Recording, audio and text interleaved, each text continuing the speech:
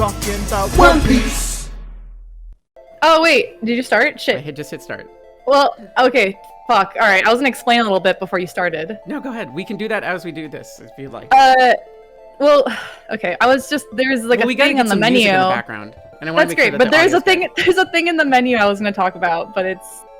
Is it in preferences? It's go to gallery. Boom. See. Okay, great. So, obviously there's two different routes. You can go for Ford, you can go for Stan. Obviously there's two brothers. Two brothers. I assume that there's a route that you could try to do both. I don't know if that's going to be different things. But when you there's certain scenes that you will nail, like the full potential of the scene. You'll get a very special illustration, and then that'll go into the gallery. And I think I have all of Stan's but one, and I think I know where I need to get it. So we'll decide if we want to do just Kdin making her own decisions. Yeah. Just doing, which is what I did my first time. I just did what my heart told me, and then I went back to try and get all the illustrations. You're gonna trust me with the wheel when it comes to dating things? Absolutely, a terrible mistake. But we're starting now, so I hope everybody has their Baja Blasts and their Doritos in the Hot Pockets, because it's gonna be fun. Doritos and Hot Pockets? What are you doing? I don't know, Molly. Gamer fuel. All right, so. How do you want to narrate? Do we want to split? I'll just read. I mean, do you want to read? Yeah, I can read. Go ahead. Okay, great. Good old. Anyway, I've been doing it too much. Yeah, that's almost like I can take over, and then if you see something you really want to read, I'll let you. I'll ask you for a take two. I'll direct you. Let's go. All right, great. This is great. This is good for me. This is practice. Good old road trips, full of promise and ripe with potential for adventure, soul-searching, and incredible scenery. Or at least, that's what you thought before the novelty wore thin.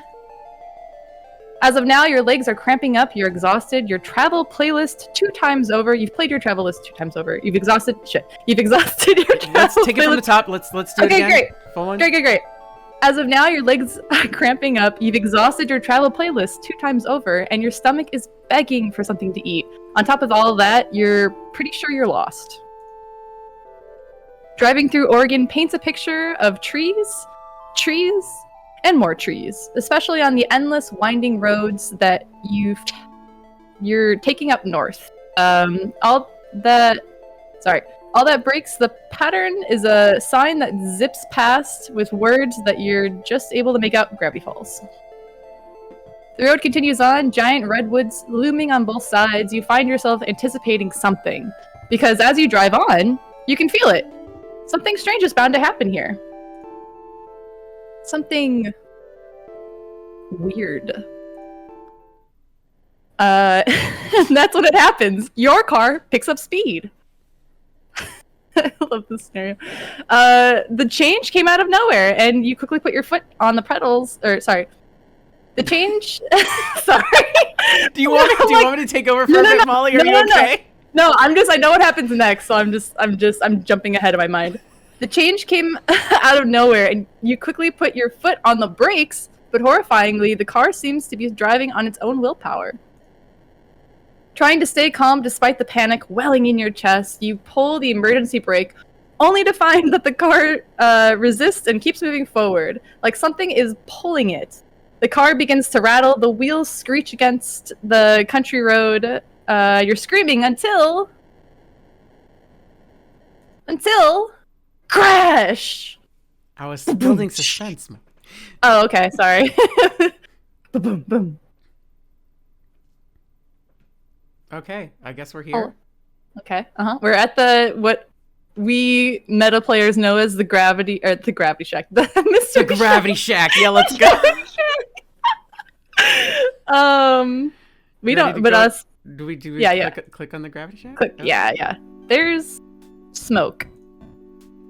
Why is there smoke? You cough, fumble for the door, and manage to undo the lock just before the door is wrenched outward from your grasp. Something lands on your shoulder.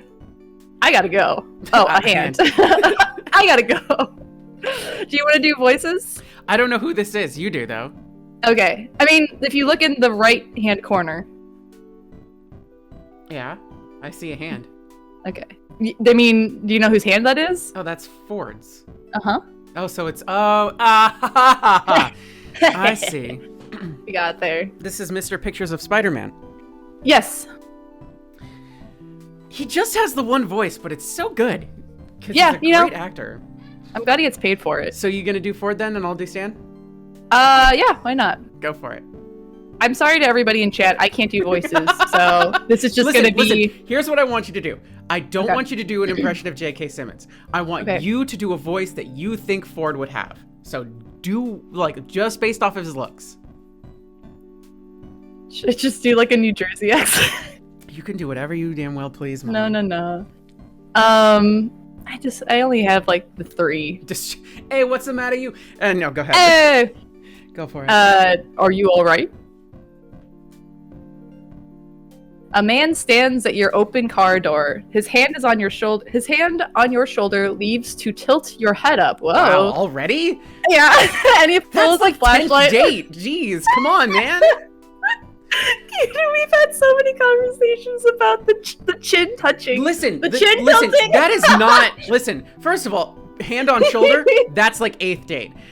Hand under chin, lifting it up. No. That's like behind closed doors 10th date or beyond. This is where Boa Hancock and I relate. When the medics are checking my pupils, and I think, "Are we married now?" Because they touched my chin. Oh my gosh, they touched my arm. That means we're dating now. Oh God, I'm not ready for this type of commitment. Man, you're dying.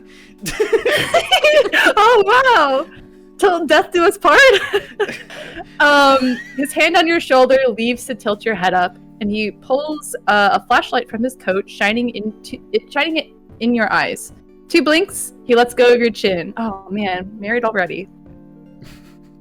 His eyes dart over the rest of you, looking for injuries. Yeah, okay. Looking us up and down. Yeah, sure. Mm-hmm. Still stunned, all you do is watch.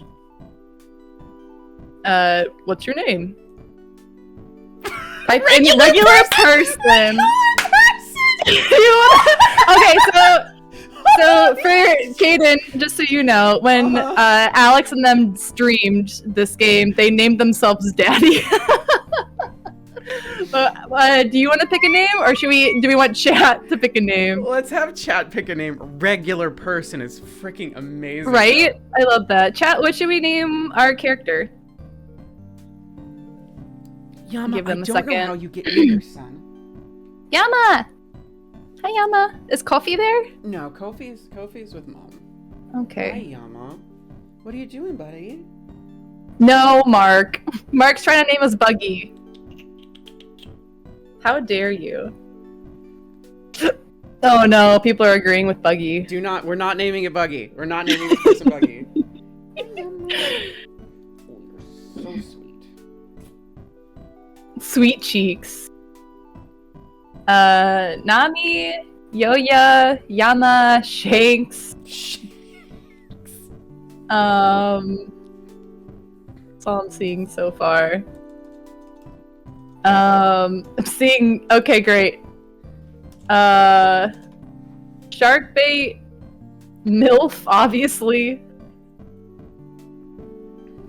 Thank you for adding that. You permitted the term MILF, Mark. Thank you. What did you? Why are you writing this out? I just saw what you wrote. I didn't write anything. Yeah, I'm looking at a certain name right now. How dare you? Is it MILF? No, it starts with an M though. Nice try. Milk. Let's go. Milk. Yeah, should we do milk after Friday? Milk. Robin with a Y. Billy Yum Yum 2x2. Milk. I like milk. Milk Yum Yummy. Yeah. You're from Seattle, aren't you? Born in Wisconsin, maybe.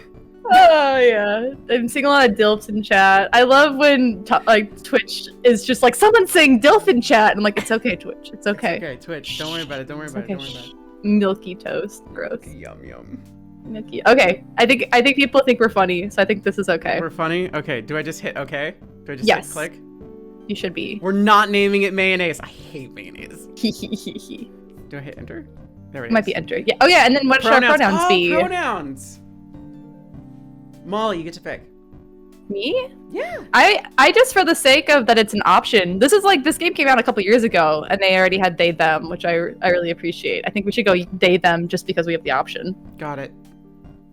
Hooray! Milk.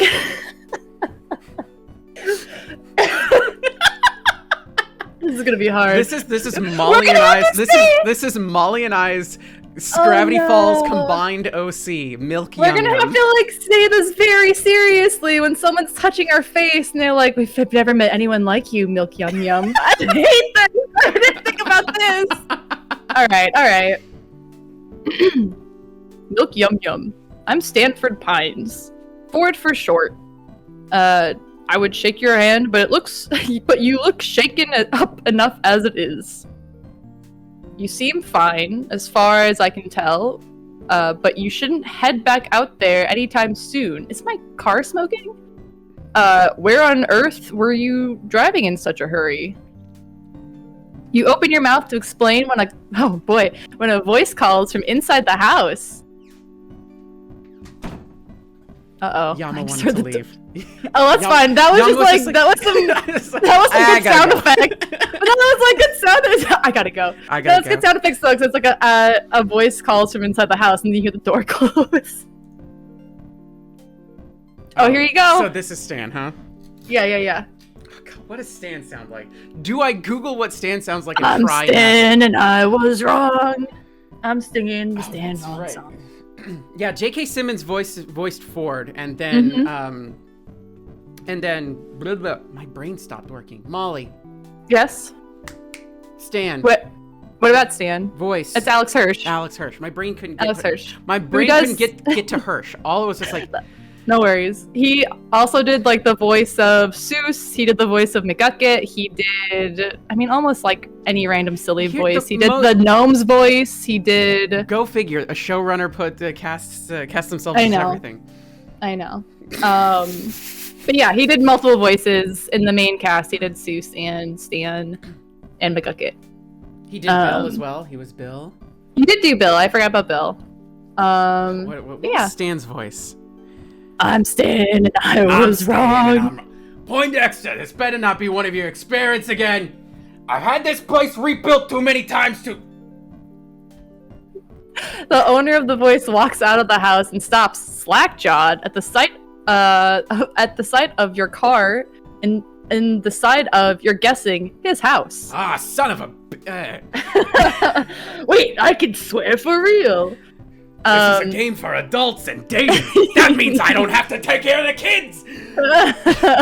You must have hit your head earlier because you could swear you're seeing double. Sweet Moses, Ford, you've done it this time. Get up to, Marge, up to here. What? This had nothing to do with me. I was testing my magnet gun and, it must have pulled this victim of circumstance into the house. I suppose it is entirely my fault. I'm incredibly sorry. Cry. Oh, here we go. First. Alright, I don't actually know any of the changes here, so this is going to be fun. Reassure him, reassure yourself, cry. I think I picked reassure him because you could spill hot soup in my lap and I would say sorry. What are you feeling, Kdin? What is Milk Yum Yum? It was Ford's fault. Yeah. Do you want to be Milk Yum Yum? I don't really want to, but I will. I'm proud of you. Go for it. I can't believe this. My car. Oh, my car. Oh, wow. So that was it? Okay. So I think to get out of this choice, we have to reassure him. But if you want to cry first, go for it. Do we want to cry? How are you feeling? Oh, great. Mark's back. Stepped away for 1 second. You asked that. It's like, do we want to cry first? And you asked how I was feeling. I'm just like... Everybody's saying we should cry. All right, time for a nice cry. Let's just get it out. A tear streaks down your cheek, and before you know it, you're crying. Ooh. Jeez. I gotta go. Oh, I gotta go. I gotta go. Both men look intensely uncomfortable, but Ford reaches out to give you a hesitant pat on the shoulder. They're there. Hey, look, it's fine, alright? Sure, there's a dent in the hood from the shack's signage and a crack in the windshield that looks like an ominous triangle, but I'm sure she'll still run. You try to start up the car. It sputters, but ultimately nothing happens. You feel like crying again. Look at Stan, look at Ford. Yeah. Oh, go ahead. Oh. Well, let's call a tow truck for this unfortunate soul here and forget. I'll take care of it. Oh, of course you will. This fucking guy.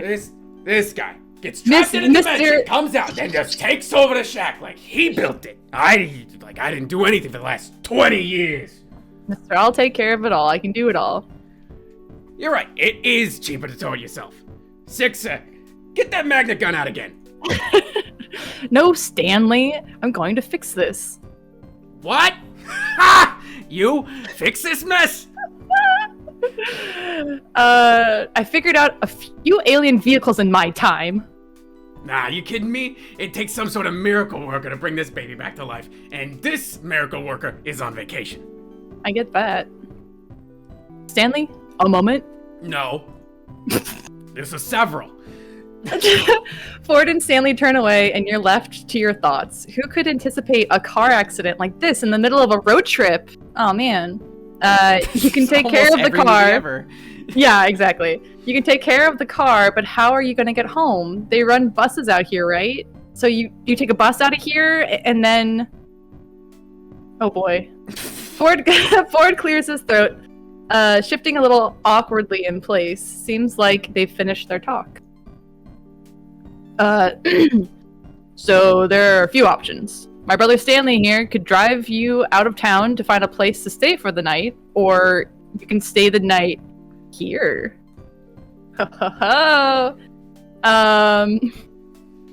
We have some maps and information you can look at in the gift shop. And in the morning, we can... This turned into an Obama, sorry. In the morning, we can help you with your car. We have some maps and information you can look at in the gift shop, and in the morning we can help you with your car. What do you say? Just as you're about to answer, another high-pitched voice comes from inside the house. You ready for this? You gotta be Mabel. Okay. Uncle Stan! Picture this! A whole week of... Oh my gosh! The girl that runs out of the house comes to a halt at the sight of your car. Oh, great. Uncle Ford? Why does everyone automatically think thinks I'm at fault? You were at fault, but okay. Well, this time it is my fault. But I've invited... You gotta say it. No laughing. But I've invited Milky Yum Yum here to stay with us for the night, if they'd like. I'm sure I can fix this. I just have to figure out how. How do you like that? Stanley sighs. Stanley didn't like it. I can take a look. This is why I love to do it. And being on vacation's pretty boring, and the old Stanmobile hasn't needed a tune-up yet, so it wouldn't be too bad to work on something in the meantime. Thank you, Stanley. I'm sure I could put something together from the gadgets I have around if you need any specialized tools to help you with the job. And let me introduce myself. I'm Mabel. You can ask me anything. I pretty much know everything there is to know about this place. Mabel's so cute. Milk Yum Yum. Wait, hold on. I haven't even said anything yet. I appreciate your offer to let me stay. And repair your car. Yeah, it'll be good as it's new in my hands. I mean, look at my Stanmobile. She's been through the ringer who knows how many times, and she's still a beaut. Oh, sorry. Yeah, I was taking a sip. He points out a red car parked a distance away. You can't really see how beautiful it is at this distance, but he sounds really confident. Fortuitous. We're going okay. Fortuitous. Well, this is a turn of events. This turn of events is fortuitous. Free repairs? Free lodging? There's no better deal to be found. If things don't work out, the town probably has some sort of auto repair shop you can head to instead. Well, I accept. Thanks for the help. And my apologies again. What an embarrassment. I must have made such an elementary mistake. Oh baby. We're inside now. I'm gonna take over narrating for a little bit. Okay, yeah, go for it. We'll tag team this. Yep. As the Pines lead you inside the house, Mabel leaves her number in your phone for you to call whenever, and you find out that Ford's twin goes by Stan. This part's the house, but just outside that door is the Mystery Shack. Hey, have you ever been to this Mystery Shack before? I wanted to, actually. I saw a bumper sticker while I was on the road and got cured. You're interrupted. Sorry, go for it. You're interrupted by a loud triumphant. Ha! Those bumper stickers were a good investment, and Sixer says they were too plain and graphically simplistic. And don't even have an address on them, Stanley. How is anyone supposed to find a place to attract customers? Sixer, did you hear that? Well, they are graphically simplistic. I don't know how they found the place, let alone thought what is the Mystery Shack was compelling. I kinda liked it. See? They kinda liked it. Hey, I like you, Milk Yum Yum. How about I give you a tour sometime tomorrow? Regular price. Yes! Tomorrow? Then I'll have to squeeze all my get-to-know-you questions in today. Milk Yum Yum, tell me, capybara, yes or no? At that moment, a boy passes in the hallway at the far doorway, and Ford calls out to him. Oh, Dipper, my boy, I'm surprised I didn't see you run out to the scene of the crime. Do you want to do Dipper? Yeah, I'll do Dipper. Crime? What crime? I have an alibi, I swear. Oh, you have someone with you. Hey, I'm not suspicious at all. Did you guys see that car in the side of the shack, though? For a second, I thought the Manitors were back with a grudge. Yes. About that. Dipper, meet Milk Yum Yum. I've, stranded their car here by accident. They're staying here for the time being. Sorry, stranded their car here? You crashed it? Yeah! The S in the shack fell on it and everything, and the windows are cracked. One window. The windshield. And Milk Yum Yum was lucky to make it out alive.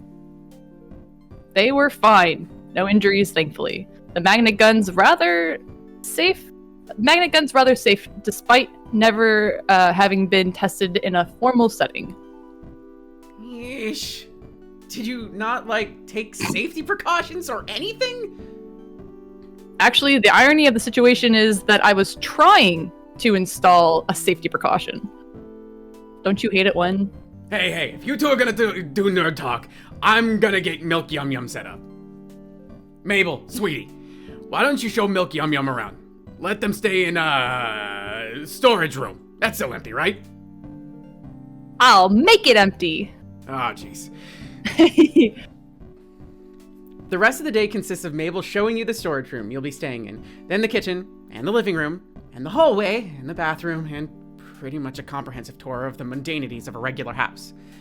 Eventually, you find out that the family is even more extended than you knew. The decorative dollies make a lot more sense knowing a grandmother normally lives here, and her grandson, Seuss. What up, dogs? Or was it Zeus?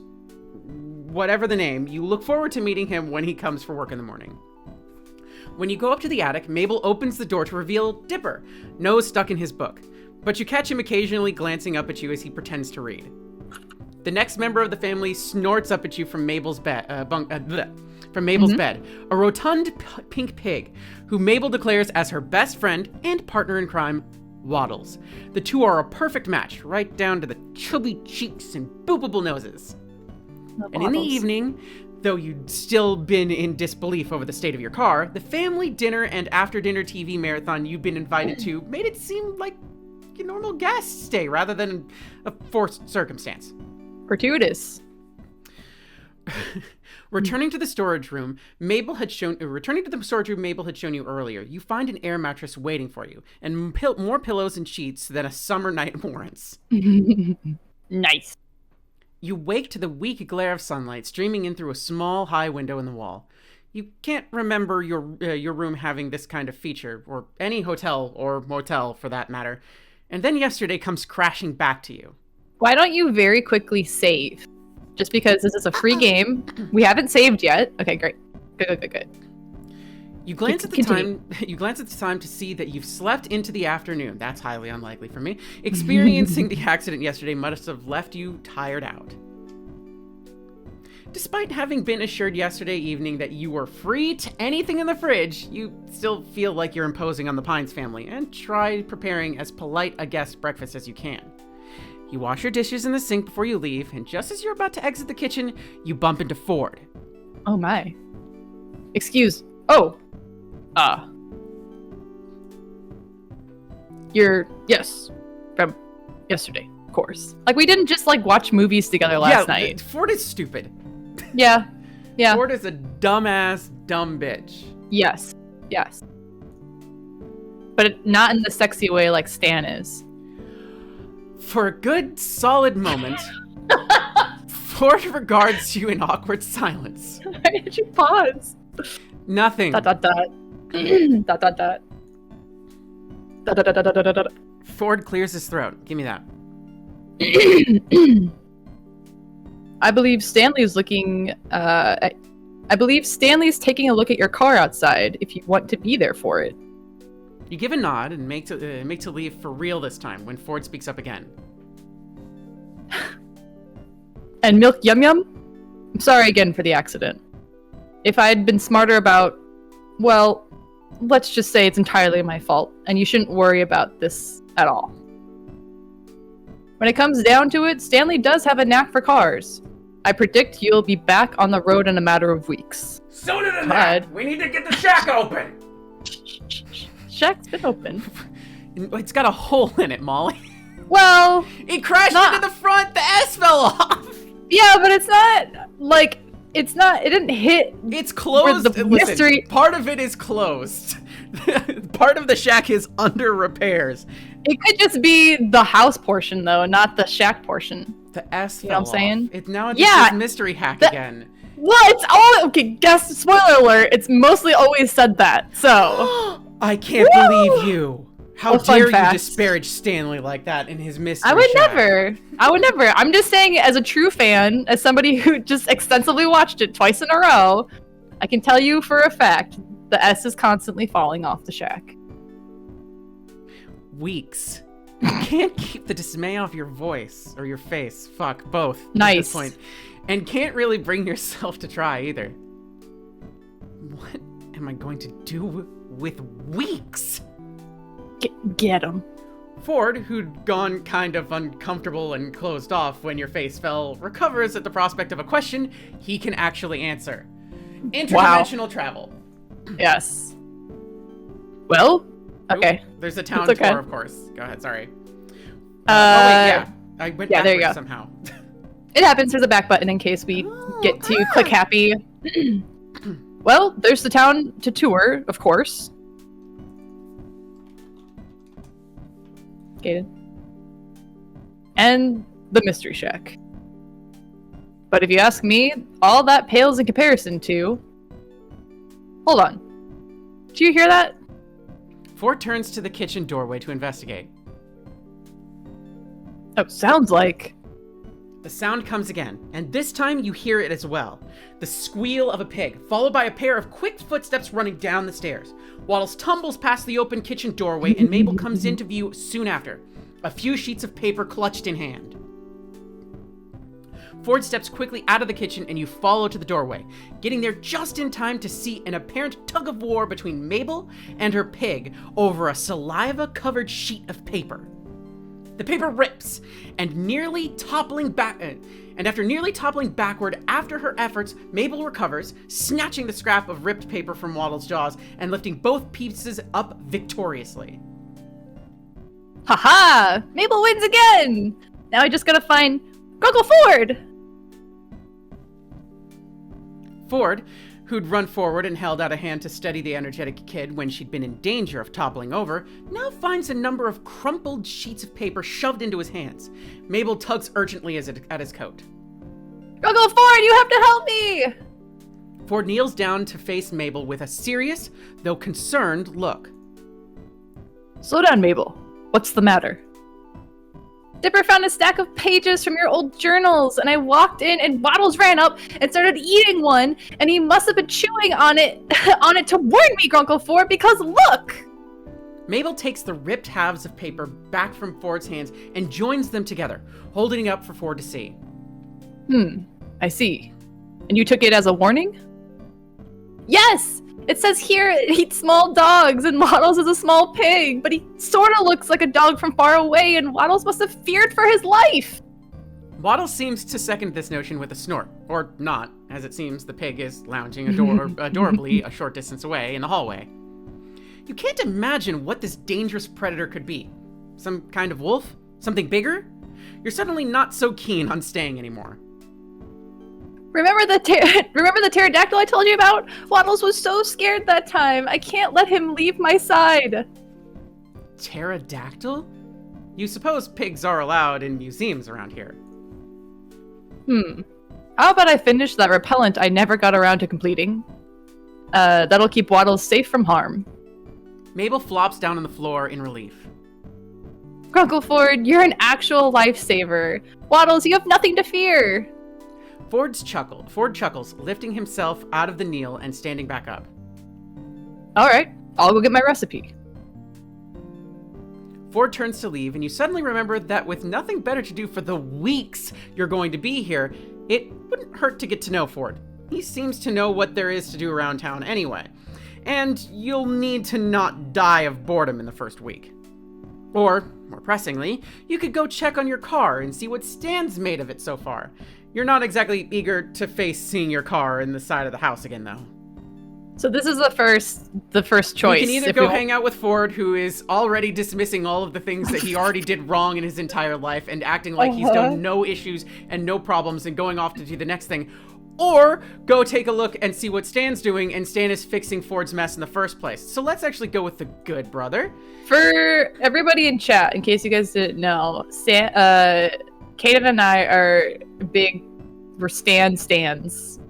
Listen, so we're gonna be moving Stan this route. I have various reasons why I like Stan as a character. I'm sorry, Molly, I don't find the same attraction to him that you do, but I very much appreciate the fact that you are attracted to Grunkle Stan. That said. Great. Taking a look at Ford and Stan is the much better option as a human fucking person, because he is a human person, and Ford is up his own ass a lot. Very holier than thou, and will always go on to fix the next problem before fixing the first problem. Which again, if you follow me on Tumblr, is exactly the same reason why I don't like another particular character who does something very similar in a show I might be in. ... That said, Stan is a flawed human person. Okay? Stan is a flawed human person who tries to do better. Does he make mistakes? Yes. Is he a little selfish? Of course. Does he participate in capitalism? Yes, but he also hates the government, so you know what? Overall, you're kind of winning with Stan in the first place. Yeah. So, I hate to break it to everybody. Humans are infallible. Humans are infallible? Nobody's perfect. Molly. We're fallible. That's the one I'm looking for. I was getting there. We're all nobody's perfect. Nobody's perfect. Yeah. I hate to break it to everybody. No one's perfect. Humans are infallible. Wait, the other one. It's like young. What a perfect summary. That's exactly. To err is to human. No, it's the show Young Justice, when Robin's always like, nobody ever uses the opposite of some words, like infallible. It's like, sometimes we're just fallible, bro. Like, nobody's perfect. I hate to break it to all you babies. Stan is looking pretty good in my eyes. Like I told you, we had this whole conversation in the chat. I'm just like, I really don't like either of them as like the romantic date scenario. But if it was only these two people and I had to choose, the choice is obvious. Yeah.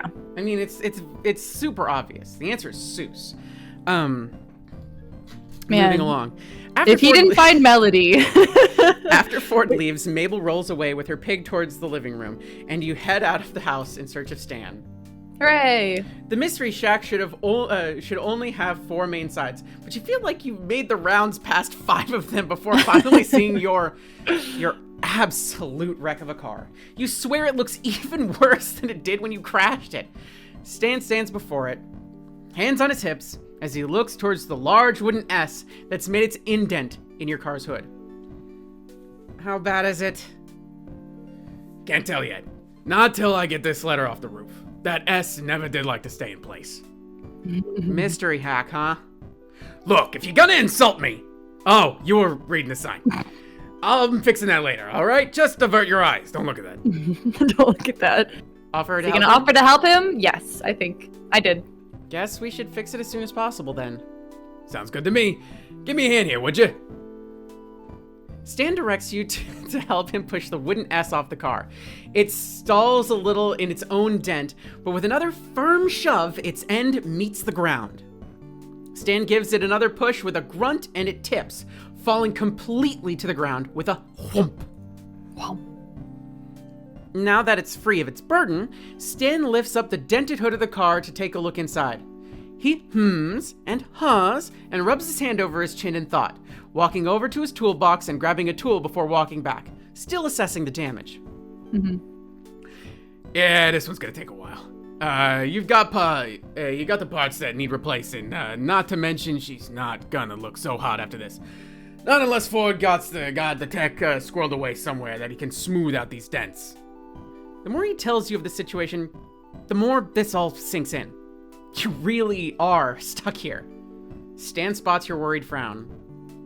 Hey, Milk Yum Yum, right? Look, I know how this sounds, but with me on the job, you'll be all set and back on the road in no time. You think so? Kid, I know so. I've even got a plan to get those replacement parts of yours.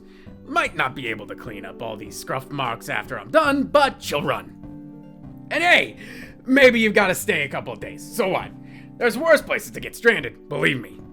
In fact, I'd even say the Mystery Shack is the best place to get stranded. We've got all tons of stuff for people just passing through. Merchandise, magic, mystery, any other M words. Mayhem. You get the idea. Stan tosses the tool in his hands back to the toolbox, exchanging it for another. He works for a while longer in silence, metallic clanks and the occasional heavy breath, all that mixes in with the sounds of the outdoors. You stand by, awkward, uncomfortable, and a little useless. Wow, relatable. Can I help with anything? Know anything about cars? No. Stan straightens, cracks his back, and sets down a tool before leaning casually against the nearest load-bearing surface. He wipes his forehead, lets his hand fall to his waist, and gives you an assessing look. How about collages? Tall tales? Improv? Yeah, I think I can handle that. But what does that have to do with this? You gesture at your stranded car, held in limbo between life and death, but not by nothing other than Stan Pine's car expertise and a little luck. Nothing. I was planning on having you help me, help Seuss around the shack. Favor for a favor. What do you say? Well, it's more interesting than helping Ford with his pest problem. You accept. All right, follow me. I'm gonna take over narration again because it's gonna be a lot of you guys talking back and forth in this. Go for it. Just so you know. You follow Stan back into the Mystery Shack, passing by the showroom and getting a glimpse of an energetic figure leading a flock of tourists through veritable? Kdin, help. Veritable. Veritable, wow. Sea of obviously fabricated oddities. You hear the words, and this is the 9th wonder of the world, right in the Mystery Shack. It's what makes this place world famous, dudes. Oh my god. Can I give that one too? Please go. And For this is the 9th wonder of the world, right in the Mystery Shack. It's what makes this place world famous, dudes. That sounds like you mixed Seuss and Stan together. I did, yeah. Stan notices your pace slowing as you listen and tosses an exclamation back for you. Didn't Seuss take over the Mystery Shack after Stan? Yeah. Yeah. That's why you're like, we gotta get this shack open. I'm like, well, Seuss has been doing it all year long. Oh, that's right. This is way post everything, isn't it? This is the next summer after Gravity Falls ended. So it's like Mabel and Dipper are back for the summer. Ford and Stan are back from their trip just for like the summer. Yeah, just for the summer.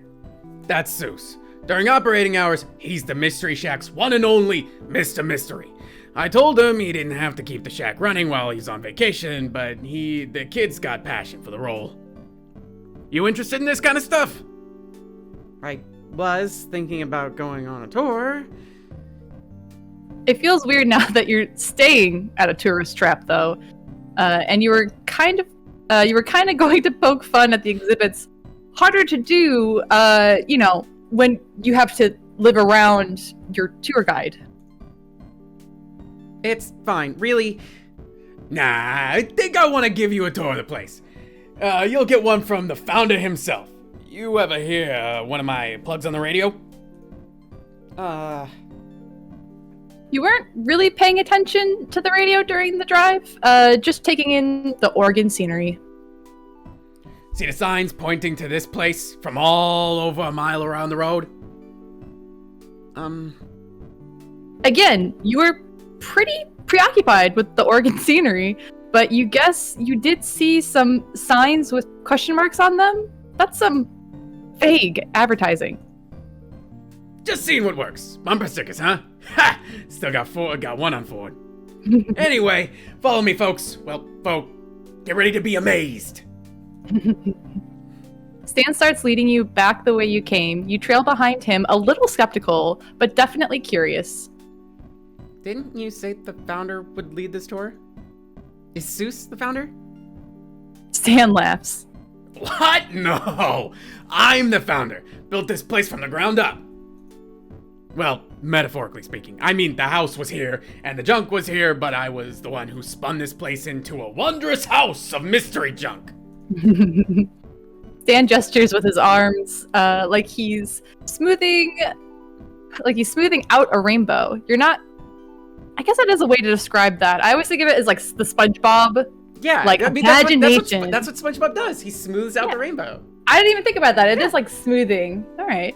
Stan gestures with his arms like he's smoothing out a rainbow. You're not very impressed. Just so we're clear, I literally did that motion while I was saying that. No, I did too. I almost knocked over my coffee, but I had to sit back so I could do it. And then I was like, it is like smoothing. Prepare to be amazed.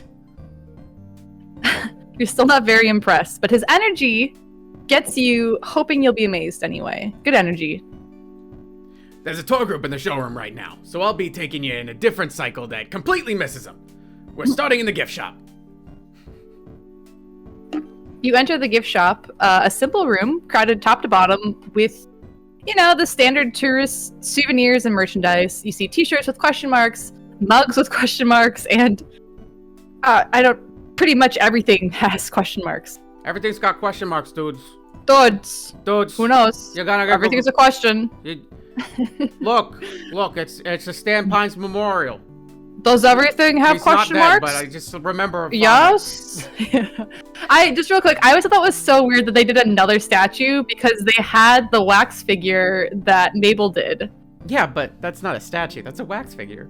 But it's still a statue. It's different. You know what? You can have a statue and a wax figure. They could be friends. That's fair. It's you know what? It's Gravity Falls. They're both gonna come to life and fight to the death. You know this. You're right. You know what? Silly. Wait. Go back. I didn't read that part. Yep. How do I go back? Oh shit. How do I go back?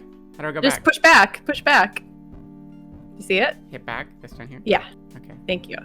In one corner of the room stands a lumpy attempt of a statue labeled the Founder, recognizable as Stan only by the nose and the glasses. This room usually comes after I butter the customers up to buying things. But since you're staying a while, I'll have plenty of time to sell you stuff later. Take a look around. If you see an impulse buy, make it. Nothing like trusting your instincts. And then we can click on, you're not like buying everything, but it'll tell you descriptions of stuff. What do you want to click on first? Gosh. I feel like we gotta do employee of the month first, right? Yeah. This has always been the hardest working in the place. It was only natural to hand it over to him. Pine tree hat. Dipper used to wear one of these. Seuss tells me they sold like hotcakes after Ford tossed his journals into the bottomless pit. Funny, those events have no correlation. Journals? Bottomless pit. We'll have a chance to swing by the bottomless pit later. It's a prime spot for it on every tour because the troublemakers always accidentally trip in it, and I get to lead the tour without them for 20 minutes. I'm kidding! Should have seen the look on your face. Who doesn't love a good souvenir t-shirt? They're great for layering. And they've got the characteristic mystery shack question mark on them. He's right. What makes it a mystery shack question mark instead of just a regular question mark? You ask too many questions. Or do you? He says that last part in an exaggerated tone that portrays it as a sales pitch. This guy has no subtlety. Thought we sold this thing years ago. Ha! Nah, I forgot to put a price on it. Just has a $sign on it. Stan takes a dark marker and and squeezes in $9.99. Then he goes back and makes it $29.99. I don't think I clicked on this one last time. That just got a lot of eyeballs. Yeah, I should have asked Mabel to carve it. You gotta admit that everyone's version of me got a charming smile, though. I absolutely know how to read that thing, and you should buy it. Just because you're staying over does not mean you get to sneak over for a popsicle. I get to do that, but that's because this used to be my place, and I get founder benefits. I also get founder dibs on the pineapple ice pops. Wow, pineapple, huh? Yeah, well, that's What is happening here? You can't actually take that one. Take one. You can't actually take one out of that stack. I glued them all together way back when. Secret business trick. And you're telling me because... No one will ever believe you. And they'll try it. And the whole stack will fall on the floor. You notice the you break it, you buy it sign on the wall. Oh, you're done. Is that all? Yeah, that's okay, it. hang on. Can we take like a quick, just very, very, very quick break? I really have to use the bathroom. I'm very Go for it. unprofessional. I'm so sorry. We went back to... We're just chatting now. Okay, Just chatting okay. now. Go ahead. Be right back. I'll be right back.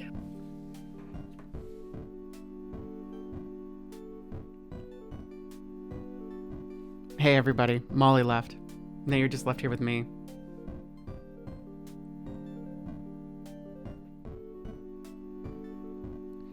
How is everybody doing?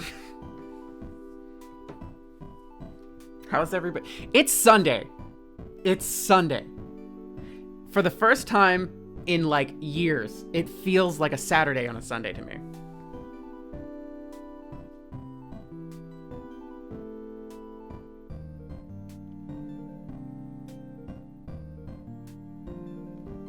We're taking a quick moment because Mollicent had to do a bio break. In fact, if anybody needs to have a bio break, go for it. Get yourself some more snackies, or drinkies, or use the restroom. Or I don't know, scream at a neighbor. Today is totally Sunday.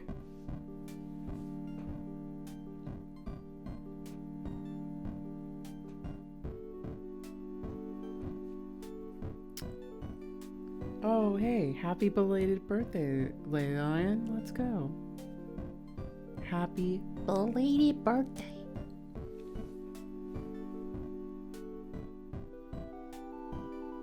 You got a shiny Cramorant and you named it Cram Mommy. Oh my god. What is with the internet and the worst names ever? Like, that's, like, it's funny, but like... This coming from the person who named the character Milky Yum Yum. Don't take that as a criticism. It's a compliment is what it is.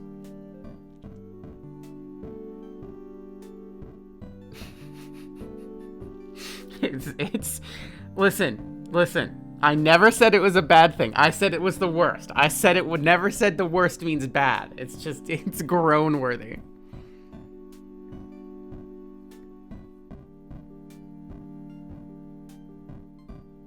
Milky Yum Yum is canonically a cat person pretending to be a human person in your head now. I can see that. That sounds Gravity Falls-ish.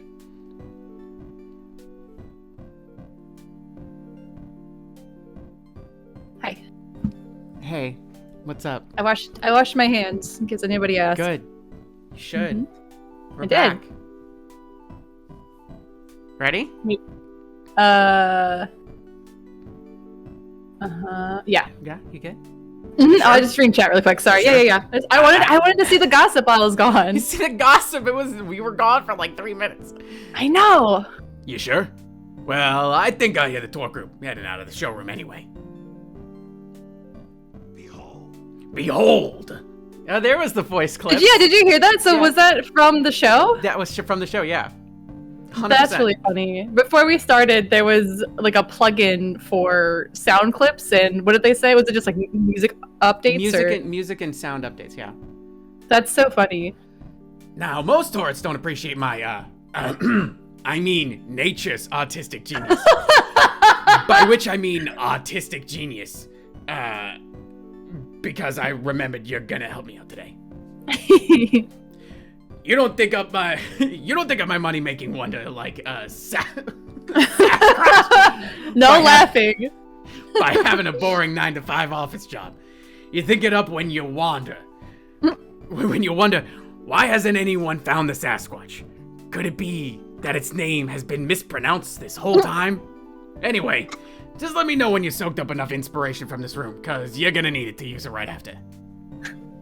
I don't think there's anything. Yeah. All right. That was the sponge moment where we just sponge where we don't see any exhibits Right. in the screen. Alright, come on, we're gonna see what makes a mystery shack instead of just the shack. We're making another attraction in the showroom. You follow Stan through the living room to the kitchen, where stuffing and animal parts are strewn across a surface to your left. Stan pulls out a thick needle and a spool of thread, and as an afterthought, adds a couple nails and a hammer to the pile. It seems a little unsanitary to do this right across from the fridge, and has the potential to look almost gruesome if it weren't so oddly cartoonish. He steps up to the workspace, pulls at the googly eyes that have been glued over the lifeless, glassy ones typically of taxidermy. Mabel's contributions to the craft project remain firmly intact. Huh. That's like if I let Mabel bring a stash of scrapping supplies. That's one more thing to add to backstory. Backstory? What? You don't really think tourists are dumb enough to believe that the thing you're selling them is what you tell them it is, just like that, do you? Because if you do, you'll be set to do business in Gravity Falls. Anywhere else, though, customers take a little more work. See, every good piece comes with some kind of story, or if you're Poindexter, some kind of lore. Horror stories work well because with enough suggestion, people can always find ways to spook themselves. Done it for years, it's kind of an art.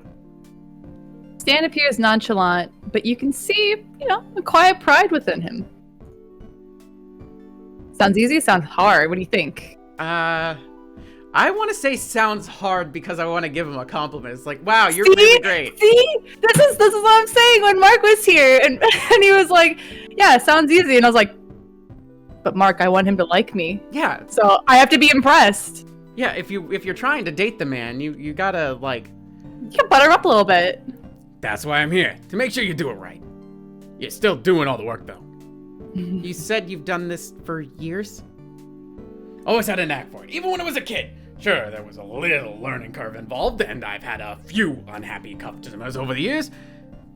Stan pauses, seemingly to reminisce, and the mixed smile grimace on his face tells you he probably had many, many unhappy customers. But mostly I've run a great business of not telling you lies. I mean, stories. You learn it from a true master kid. Same thing. So why don't you run this place anymore? You work like you're still part of this place. What was your original vision for the shack? Or let's get this showpiece. I'll do the showpiece already. I mean, we can go These through are all all- this, right? Yeah. All right. Stan's grin melts into something softer. Aw, maybe a little bittersweet. My brother wanted to drag me off on a trip with him. Couldn't say no. And I couldn't just close the place, so I left it all to Seuss. He practically grew up in this place, you know? Definitely wouldn't have trusted to Wendy. She's usually the cashier around here in the summer. It's weird having to explain all this to you. I keep thinking you already know all this. You're work- part of this place. Yeah. You can take a man out of the mystery shack, but you can never take the mystery out of a man. Specifically me, which is why I'm back to work even though I don't have to. 30 years of the same routine will do that to you. I bet. What's your original vision for the shack? Vision. Make money. What other vision do you need? Mood. But over the years, sure. I used the mystery shack for line and mystery line for advertising. Who isn't curious? Who doesn't want to be amazed? Kids are the most skeptical of the bunch, though, let me tell you. Once they hit about 8 or 9, they love trying to prove it's all fake. Then they get older and realize there's nothing good left in the world unless you pretend there is, and everyone pretends along with you because they're all desperate. Stan turns his right. Oh my god! Working through some stuff there, bud. Stan turns his attention back to the workspace, and you notice once more the daunting selection of items that lay upon the table. It's not the number, but the variety that makes you unsure of how you're going to craft something out of this. Yeah, I don't know what you're gonna do with this stuff. Surprise me. Great. Stan walks off to the side to, you guess, do some work of his own. You're glad he's not going to watch the whole way through. So, Piece together as many how are you parts- gonna matching how are you gonna parts approach as you can. Piece together as many disparate parts. Keep things a nice matched and mix. I like that. That's Yeah. nice. That's my vibe. That's what I did, I think. Okay, now how should you keep these parts attached? Some really hard stitching and really tie this all together. Use a stapler, it's faster. Hammer nails, obviously. I say stitching to kind of Okay. like sell the believability here. Oh, sure. Okay, you have a base to work off of. What's next? Add some sculpted details, color in some of the fur, accent the googly eyes. Add some sculpted details. I like Sounds that. good. Hey, Stan, I'm finished. Hey, not bad, Milk Yum Yum. Not bad at all. Stan lifts your No, Can't help. I'm not helping you this time. You got a word. anomalous and anomalous and anonymous and nominalis anomalous anomalous and amoli amalgam and amalgam anonymous amalgam aloft. God, there's 3 in a row. Triumphantly. Now, how would you say this sentence?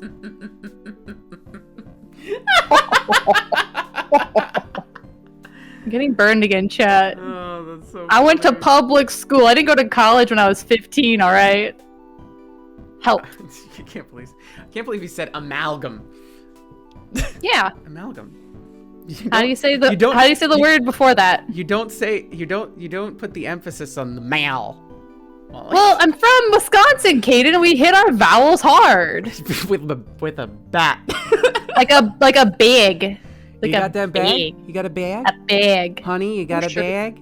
Oh sure, dear. We just go down to the store, get some milk, get a Did bag. you get it? Did you get me? I got you. Did you hear me? No. Anomalous. One more time. Anomalous. Anomalous, amalgam, aloft. Yeah? Yeah, that's close enough. Yes. See, we're learning things, chat. So what's the story here? Give it to me. How do you want to approach this, Molly?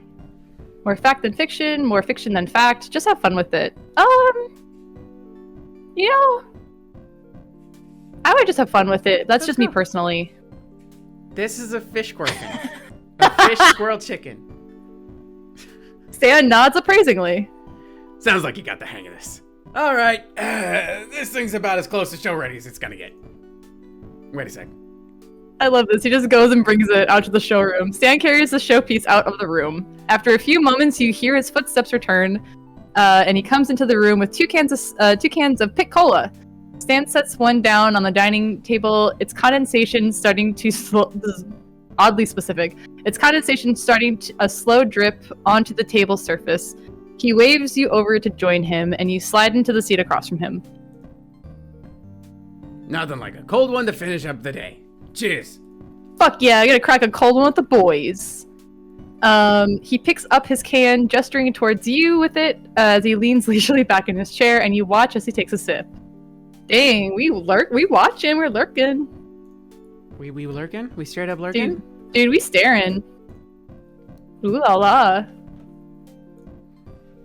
It's a nice looking. Wow, we really are staring. It's a nice looking sip, and now you're staring.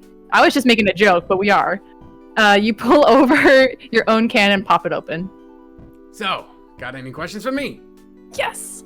Talking tends to ease me into a new place. Might do the same for you. Do you like me? Yes and yes. About Ford, about the exhibits, about him. No more questions. Let's do exhibits. You want to do exhibits? The showroom Look, yum, already yum. seems full when I saw it earlier. Why make more? Tourists love variety. Put up a sign advertising a new attraction, they'll come pouring through the doors. When I started this place, I didn't think I'd, like making these. This should just be another thing that made money. I'm stuck with it. Guess 30-something years of routine will do that to a man. Stan sounds gruff, but it's a fun gruffness. Sixes says keeping familiar habits helps too, so I've kept it up. You think I could sell some of these as odd pieces? Yes. Yeah, I could totally play them up to buyers and sell them at even more ridiculous prices than I usually would. I'd buy one. Yeah, I was gonna say. I'm holding you to that. Fuck. Let's say about him, and then we'll do Ford last. So tell me about yourself. He laughs. Stan laughs nervously. What is this, a first date? I'm Pines, Stan Pines, Imaginator, town darling, used to be the proprietor of the Mystery Shack. He pauses and stays paused. You give him an expectant look that wants him to continue, and he clears his throat, nervous. What, you serious? I don't, get this often. The longest I can get people to listen to me is when I'm selling them something, and even then, it's tough luck.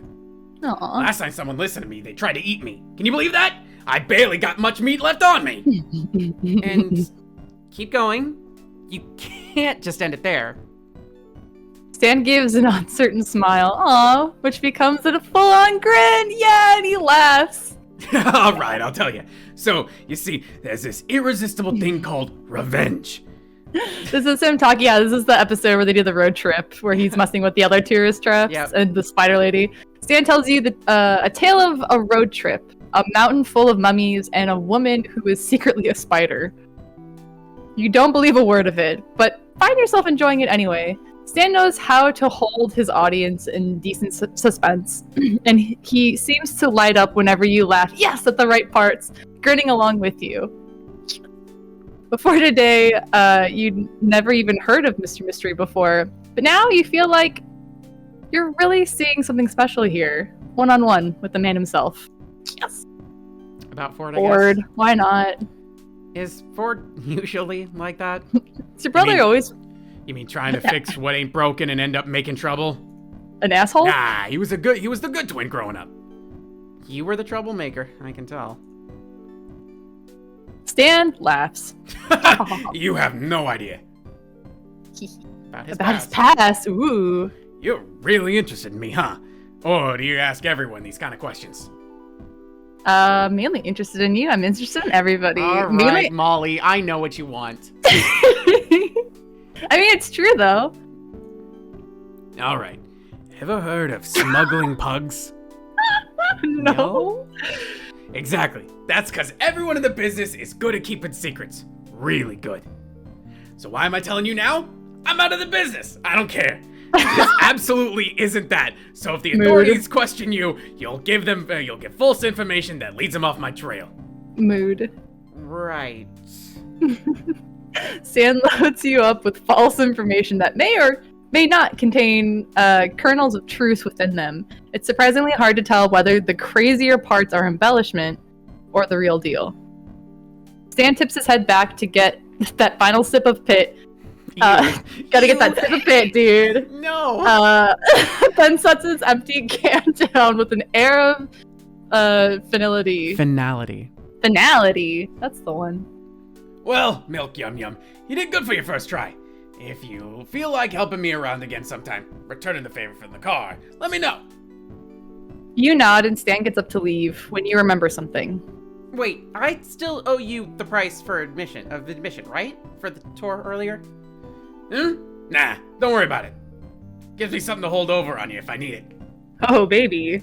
He says that and he leaves, but even from what little you've seen of from him, you feel like Stan's not the type to really hold that over you. At least, not for anything serious. This tourist trap might have more to offer than you thought. Yay! Progress bar! It's like we were made for each other. You give me dating tips? You're good at this. Only in video games, honey. Only in video games. This is what I was talking about the last Friday. It's like a teeny bit of the bar, and I'm like, how long is this game? How and long the is answer this game? It took me a little less than 6 hours for a full run. Holy shit, Molly. Which is why I asked for you to do this on an afternoon on the weekend. We are not going to be able to finish 6 hours today. You say that now. We'll see. Molly. It's only been 2. Almost 2. Almost 2.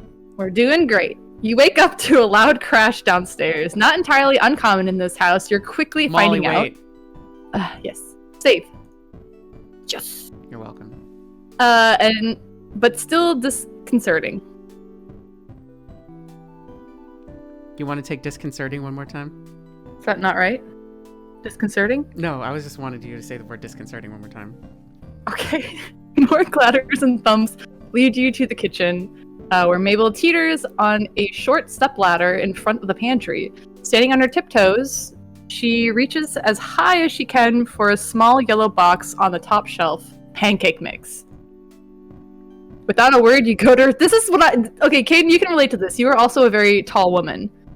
This is the stuff Molly, I do. Wait. Molly, how tall are you? I'm 5'7", 5'8", or like in that range. Is 5'8" tall? Chat? All right, next to you, giant. Oh, come on. I'm 5'10". I am relatively tall. It's tall for the women I know. I suppose. I'm like the tallest out of like all of my friends. I'm one of 3 of the tallest women. I'm not the tallest woman I know. Well, I'm not lucky like you. I don't know a lot of tall women. Wow, 5'10" isn't tall. Don't listen All right, to her. short stuff. Don't listen to her. That one's a troublemaker. 5'8" is standardly tall. Anyone taller than 5'6" is giant to me because that's how tall you are. Standardly tall is still tall. Oh my gosh. Okay. Without a word, I'm reading. Wait, no.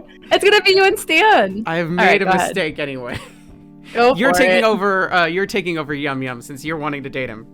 Okay, great.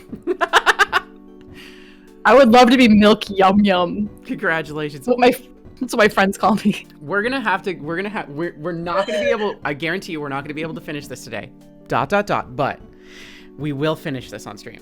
I promise you. Well, we're going as long.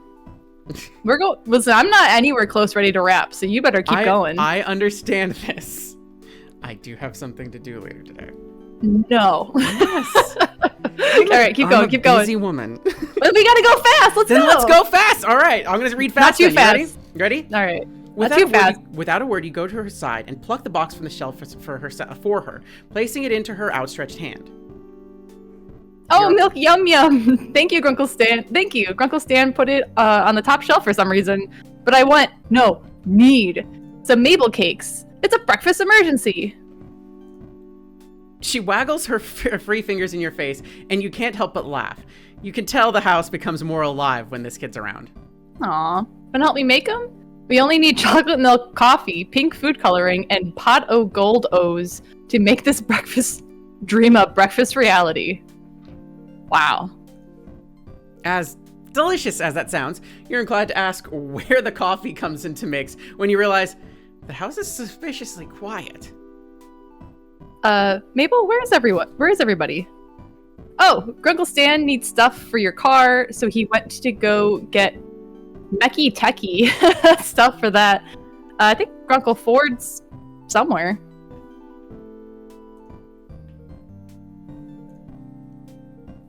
He heard That's the you. abominable bro man was trying to steal soda from campers, so he went to help them out. Oh my god. Yep, that's where you went. Totally knew that. Look at Dipper. Look at Dipper. Dipper. Dipper is just like constantly just fried. Dipper is reflecting on what he just said. That's the face of a man who just said abominable bro man. So they left you guys to make breakfast on your own? Uh-oh. You don't know the family well enough yet to know if this is commonplace. So the idea of leaving two teenagers alone to fend for themselves seems fine. If one of the teenagers wasn't Mabel, anyway.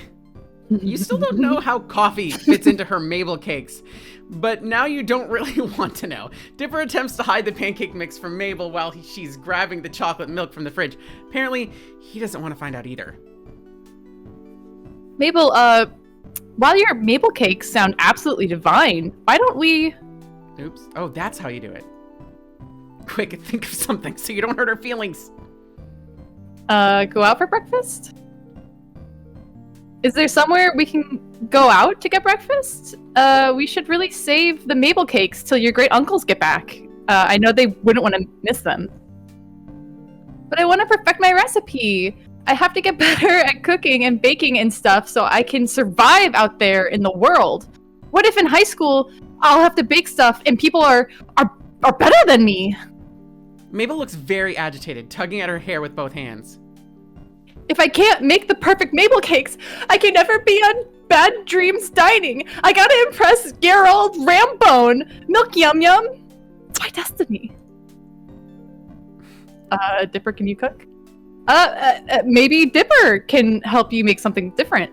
We should save the Mabel cakes for another day, a more special day. But Milk Yum Yum. Mabel, still standing on the stepladder, reaches up and squishes your cheeks together, her wide eyes staring into your soul. I love Mabel. Every day is a special day with Mabel cakes. You glance at Dipper, making a "please help me, I'll buy you breakfast" face, so you hope he understands. Yeah, Mabel, I know you want to cook more since you're... Becoming an adult. Sure, but don't you think Grunkle Stan and Great Uncle Ford should be here to try them too? And not just me, again. Mabel hops off the stepladder and ponders her brother's question, lips pursed. Eventually, she nods, beaming at both of you. You're right, Dipper. I can't deny them that experience. You give Dipper a thankful smile over Mabel's head as she puts the ingredients back into the refrigerator. He grins back at you, rubbing the back of his neck. You wonder if he got that one from his grunkles. Hee. That's clever. Now that you think about it, great plus uncle to make a grunkle. Saves time on syllables. We should go to Gracie's. They have some of the best pancakes. They have some of the best pancakes there, with like 3 different kinds of syrup. If you ask Lazy Susan nicely. Yeah, it's not super far. Let's go. The kids are about to head out of the kitchen when you realize something. Oh, wait. Aren't you gonna leave a note for your grunkles about where we're going? Oh, right. Good call. Dipper scribbles out a note for Stan and Ford and sticks it under the front door of the shack with one of Mabel's stickers. Milk Yum Yum grew up in the 90s. They know to tell the adult. You don't just take someone's kids. It's a stranger who's staying at your house because their car crashed. You make sure you let them know where their kids are at. The kids lead the way towards the town, explaining various landmarks and the wild and wonderful stories attached to them along the way. And this is where we saw those 2 ghostly old people. In a convenience store? Strange, but you nod regardless. Maybe she just meant they were so old they looked like ghosts. Dipper points out the diner in the distance, a log-shaped building atop a train cart, and the 3 of you head inside. You soon realize that the kids know just about everyone in this town. Several people, young and old, wave at them as the 3 of you find a table, and you get the feeling that they're almost famous in Gravity Falls, though you're not entirely sure why. They're pretty cute, though. Mabel blows the paper wrapper of her straw at Dipper's face, and he retaliates by swatting at her with a laminated menu. An elderly woman in pastel pink waitress dress comes up, to the table, and you catch the name on her tag, Susan. You do Susan's voice? No, you do Susan's voice. Hey, kids! And a stranger! What can I get ya? Pancakes and all 3 syrups for me, please, Lazy Susan. Same for me, actually. Lazy Susan turns to you, notepad in hand. What are you gonna get? Pancakes, waffles, scrambled eggs, you and gotta bacon. go with the pancakes. That's what everybody's getting. All Peer right. pressure. All right, you know what? Coming right up, sweetie. Lazy Susan winks, with her good eye, of course, and heads to the back of the diner. The wait for your food to arrive feels longer here than most, mainly due to Mabel and Dipper using this time to interrogate you. At first, it's somewhat intimidating. You literally crashed into their house and started hanging out with their great uncles, so they have lots of questions. Once the irrational fear of 2 13-year-olds fades out, you recognize their interview for more of what it really is. They care about their grunkles. If you do start hanging out with them more, they want to know as much about you as possible. Mabel's questions are somewhat nonsensical. So, if you were stranded on a deserted island with no boat, no cheating, what would you take with you? While Dippers are more careful and calculated. What were you doing it before you came here? School? Work? Both? Neither? Did you know about Gravity Falls before you crashed into the shack? You immediately know which grunkle each of the twins takes after. Stan and Mabel, goofy partners in crime, versus the quiet brainiacs Ford and Dipper. It's an intriguing contrast, especially now that you're thrown into the middle of the bunch. But as the twins race to see which syrup bottle drips into the mouths the fastest, Dipper's blueberry syrup beats Mabel's classic maple by half a millisecond. You swear on it. You know that these kids do a lot more for their great uncles than just be cute counterparts. And here we go. Enjoy, kiddos. Let me know if you need anything else.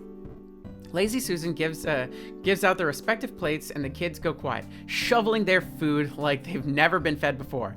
Between mouthfuls, you get a few more questions about yourself and your theories on aliens versus which members of the M synchronized was your favorite. But the table is near silent as the 3 of you leave. That is, until Mabel speaks up through a mouthful of pancake. So, milk yum yum. If in a totally made up not in a real situation, you had to pick who your favorite was, who'd you pick? Grunkle Stan or Grunkle Ford? This seems too bland compared to our other cutesy questions. Dipper elbows his sister not so subtly, and she elbows him right back, wide eyes staring at him in a sibling-linked look you can't decipher. Like, say you're in a movie. Like one of those weird movies Grunkle Stan watches on TV with the ladies in poofy dresses riding horses. I love those movies. Me too. Awfully specific, but you let her continue, taking another bite of your food. You're the main character of this movie, and you got 2 guys who are both madly in love with you. This one doesn't mess around with getting to the point, right? But you could only marry one of them, so you could be in the next in line for the throne.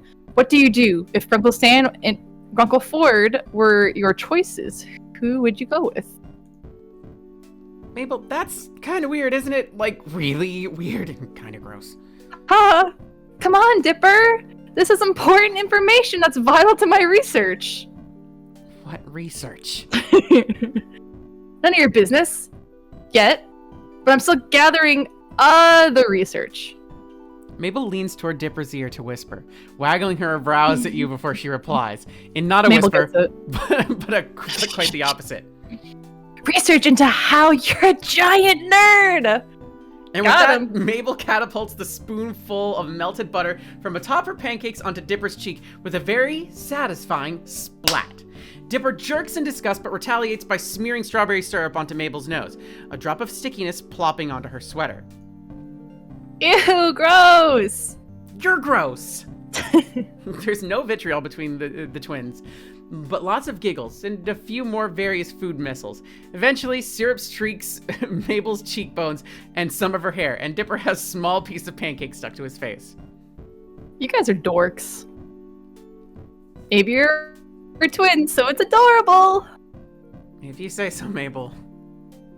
Wait, quick! Milk Yum Yum! Take a picture with us while Dipper's got pancake on his face! I have what? He swipes quickly at his face after several passes gets it off. Aw, I was trying to get more candid pictures of us.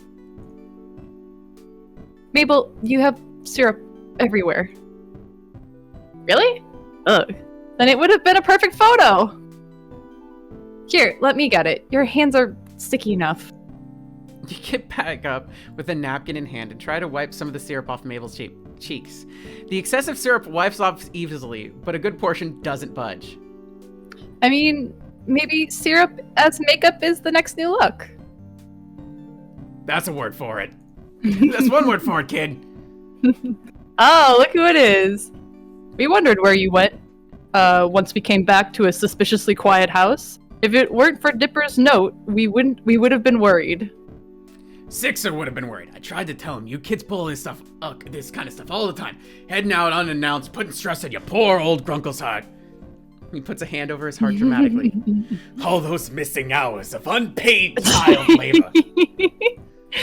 Actually, that note wasn't me. Well, I wrote it, but Milk Yum Yum's the one who said we should, so that you'd know where we went.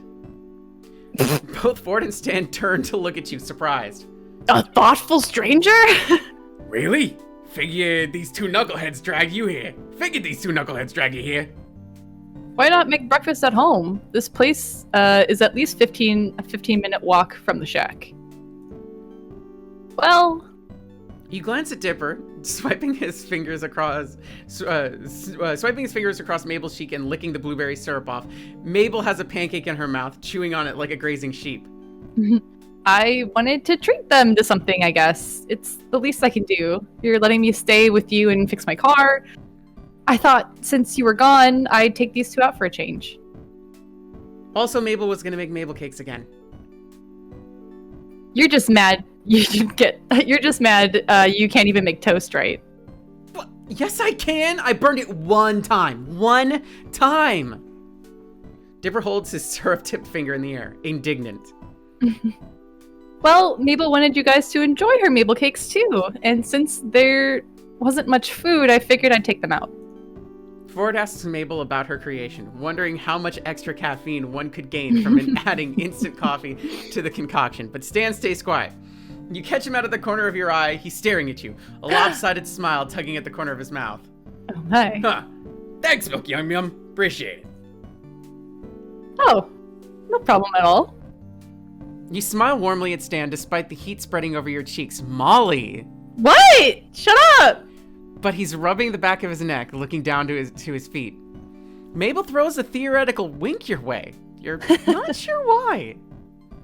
Well, kid, if you're playing, if you're paying, scoot over, Dipper. I want breakfast too.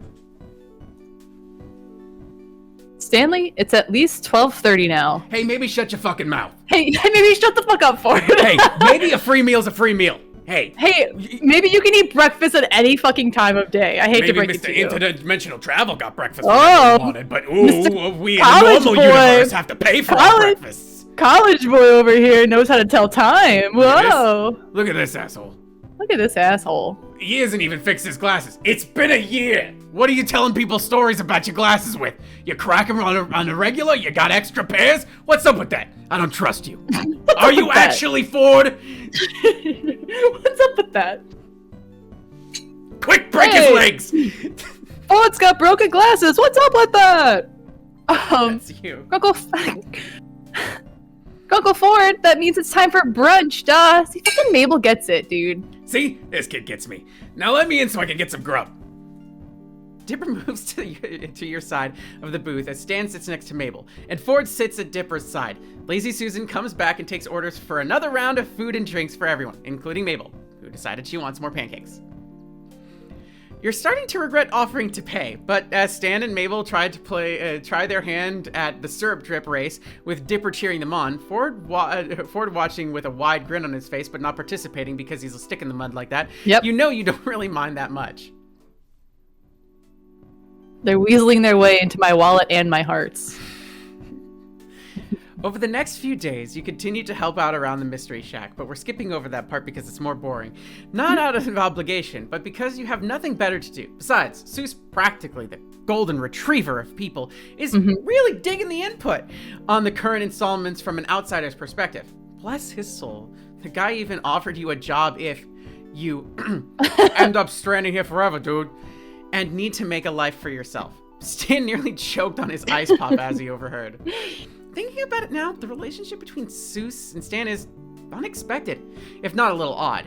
But it makes you smile that no matter how many times Stan may roll his eyes as he does it, he'll always help Seuss get something done just right. Aw, that's nice. Showered and dressed, you go outside as per usual, but don't see anyone. After a few minutes of search, you find Stan standing with his back to you in one of the exhibit rooms, admiring the weird and wonderful animal amalgamates he's collected for his tourist trap. Hand at his chin in thought. I'm sorry. I know you're Thank God you know. No. Thank God that you know how to say amalgamates. I saw that where I was like, oh no. Am I interrupting something important between you and the goose turkey? Yeah, goose turkey. It's a goose and a turkey. Goose turkey. Yeah. I just was making sure. Stan turns at the sound of your voice, smiling. Nope. You need something? You have any plans? Wow, okay. Wow, holy shit, Molly. Wow. Shut up! Can you believe Molly immediately? I know we've known each other for a couple days, but hey, you want to go on a date? This could be a segue to be like, do you want to watch some movies or something? Like, that doesn't have to be. Date, and you damn well know it is, Molly. What? Oh. You have any plans tonight? I do. He mulls your question over for a few moments, giving you an assessing look up and down. I don't know why I said that. This is like when Mark was watching me stream and he was like behind me in all these moments, like inserting himself. Like, yeah, you got any plans, Mr. Pines? Like, you have any plans tonight? I do. God, go ahead. I got a couple errands to run. Why? You want to take along? Sure, sounds like fun. Only if you need a partner in crime. Depends on what kind of errands you've got in mind. Actually, I'm gonna go see what. Yeah, okay. Only if you need a partner in crime is the way to go, right? Yes. I thought. Stan blinks in surprise. Ha! What are you, psychic? Wait, really? It was just a figure of speech, but I guess you should have known better. All right, I'm heading out in a couple hours. Meet me up front. A couple of hours, but... No buts, Milk Yum Yum. You can't rush this stuff. Trust me. Okay. Sure. Not ominous at all, Stan. Yeah. Meet me out front if you think you can handle it. He turns to go, but stops for a second, then turns back. Oh, and we're black. Something you don't mind getting dirty. Oh my god. Before you can ask why, he's gone into the depths of the shack. What if it's like we're going to CVS or something? It's like... A couple hours turns into a handful, which you pass by by watching some TV with Mabel and Dipper and dozing off. You have no idea what kind of satellite they get out here, but the shows are now some of the most bizarre programming you've ever seen. Once you've had enough of waiting, you change into your darkest clothes and sit out on the front steps of the shack, watching as the sun starts to sink past the trees. It's cloudy and unusually warm for this time of day, but there's a nice breeze out. It's strange that these errands need to happen so late in the day, considering the things you've gathered about his criminal past. However, maybe this is a typical weekday night for Stan. This does... Okay, just real quick. I do my errands either early morning or late after dinner to avoid people. So, you know. It could just be a grocery store run. We don't really know. The screen door creaks out and Stan comes out, and out comes Stan. I'll use take two. The screen door creaks and out comes Stan, dressed all in black just like you are, with a lumpy duffel bag under one arm and a briefcase in the other. Maybe he just wanted us to match. Maybe he wanted to match with me at the grocery store. Maybe you two were on a date Some and couples, he wanted to match. See, couples, you said couple, Molly. Some couples do that. I've seen very, very attractive people on Instagram who couples wear similar clothes. As he's about to speak, A sudden gust of wind comes along and ruffles his hair, and he smooths it down irritatedly before regaining his cool and nodding at you. Ready? Ready. You slide into the passenger seat as Stan settles into the driver's seat. It takes a couple tries to start, but the engine's chugging away by the time you've got your seatbelt on. The radio stammers to life as the engine does, spitting out generic-sounding rock music into the leather-scented air of the car's interior. After a moment spent adjusting mirrors and fiddling with knobs, Stan slots the gear shift into drive and pulls out of the Mystery Shack's lot and down the road to town. Oh my. Oh my. The radio's on, and Stan taps his fingers on the steering wheel to the beat of the music while he drives. So I take it we're not making a quick trip for milk and eggs? He laughs and glances over at you. Nope. Then where are we going? First stop's to see a buddy of mine, a hunter. I get all my taxidermy supplies from him. So that's where you get your parts from? No. Yeah? Oh, I just figured you got them from a local farm or something. And do business with those hippies? Not a chance. It is Oregon. Well, I really enjoyed making that showpiece with you the other day. I had no idea you were so creative. See, this is where the buttering comes from. He glances over at you with poorly hidden surprise, turning almost immediately back to the road and shrugging. It's just gluing stuff together, really. That's one way No, to talk about no, it. No, really, it takes a lot of skill. Listen, as a fellow artist, it takes skill. You have a real gift for it. He turns to you again, and his cheeks go a little pink when he sees the smile you're giving him. Molly. What? Shut up! Molly! What? It's a nice smile. Molly, are you and Grunkle Stan dating? No. He has to touch my chin first. No, that's 10th date! Oh no! I've got my bases wrong. Well, thanks. After a moment, he faces the road again, but now he's tapping out the rhythm of the song with a little more enthusiasm, even humming the chorus as he drives. Do you have any other hobbies? Dating people sitting next to me in my car. Yes! Nailing it. He rolls his shoulders back in a shrug, his head tilting off a bit towards the window. These days I spend most of my time out on the boat with Ford, hunting monsters, discovering things. He pauses, watching the road without expression. I used to box. It shows. It shows. He looks at you again, grinning. Yes! That's amazing. I wish I had grown up doing something like that. I, wouldn't mind showing you a few things if you wanted. Yes! I like that. After about 20 minutes of rural scenery, Stan pulls off the road and onto a long gravel driveway that disappears into the woods. Oh gosh. Oh gosh, is this the place? Stan nods and rounds a turn to reveal a clearing populated by a trailer home and a couple sheds. The trailer is a bit run down and shabby. One of the sheds looks like it's about one strong sneeze from collapsing.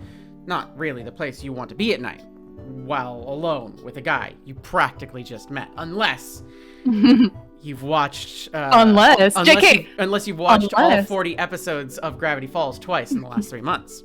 JK, unless. Be honest. Did you bring me out here to murder me? I brought you out here. You know what? I'm not gonna finish that joke. Let's get that sound bite. Let's get that going. And clips. Yes. Shut up. Listen, this is just all this stream really is encouraging Molly to continue chasing her dreams. Great.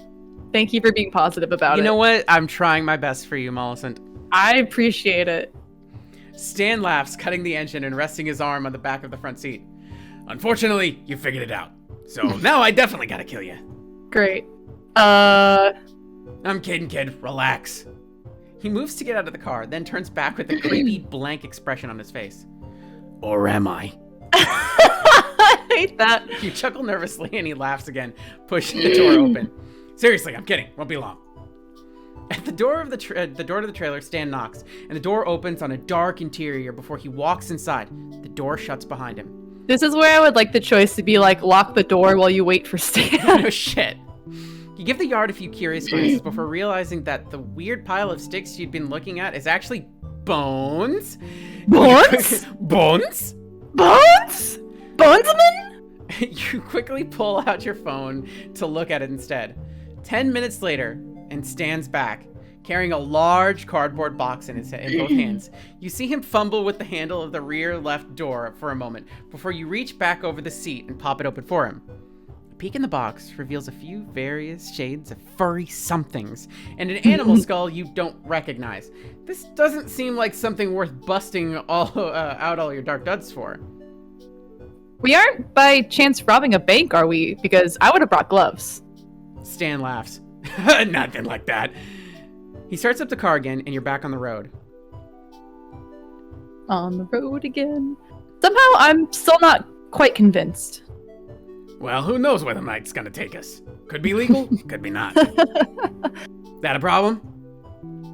Actually, yeah, nope. Can we swing by a jeweler? I need a new watch. That one. Ha! You're a riot kid. Yes! Stan takes the highway, the final minutes of sunset burnt orange and purple ahead of you, while the welcome sign for Gravity Falls disappears into the rearview mirror.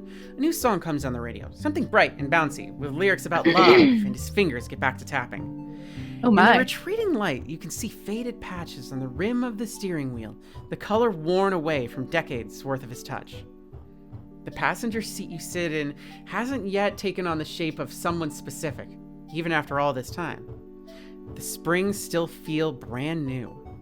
Meanwhile, on the driver's side of the car, Stan settled easily into his seat, which fits him as well as a finely tailored jacket.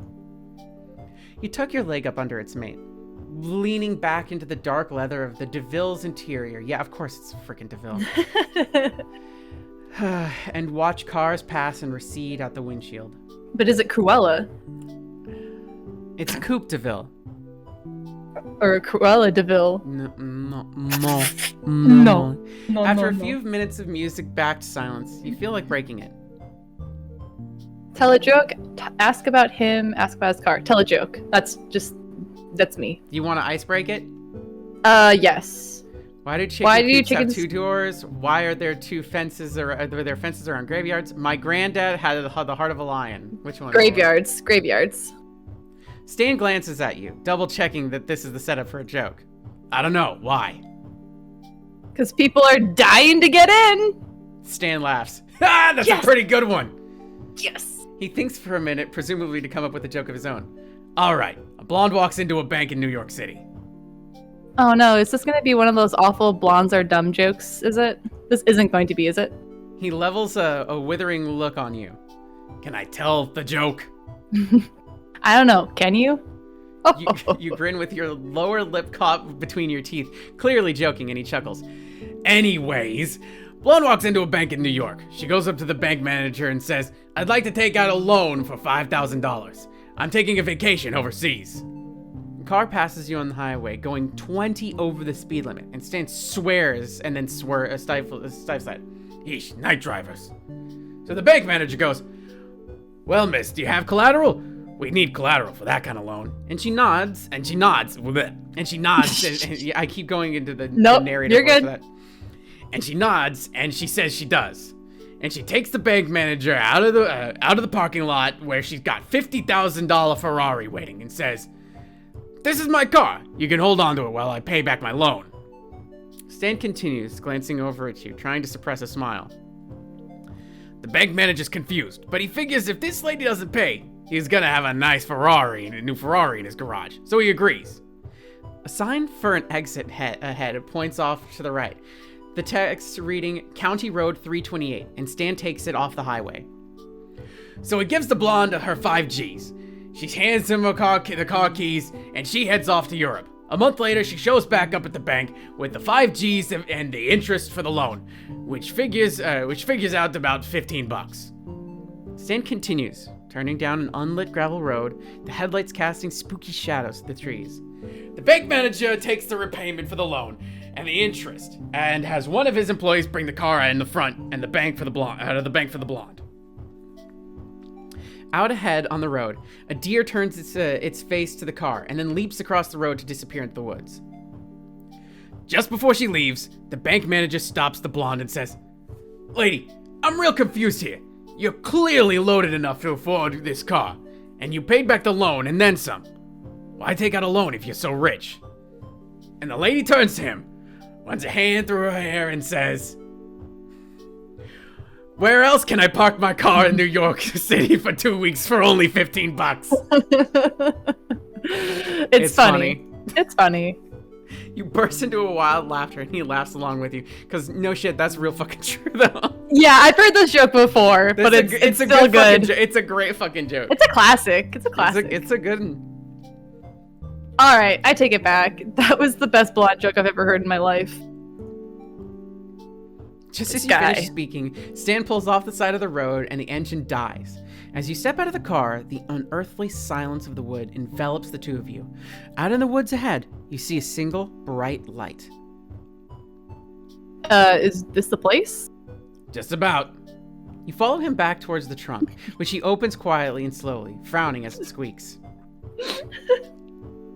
Sorry, this is the part Mark was watching me play. I gotta go. And he was like in the back seat, like, this doesn't seem good. And I'm like, shut up, I want him to like me. Just stay here. Shut up and stay in the car. Shut up. Fucking Don't be a narc.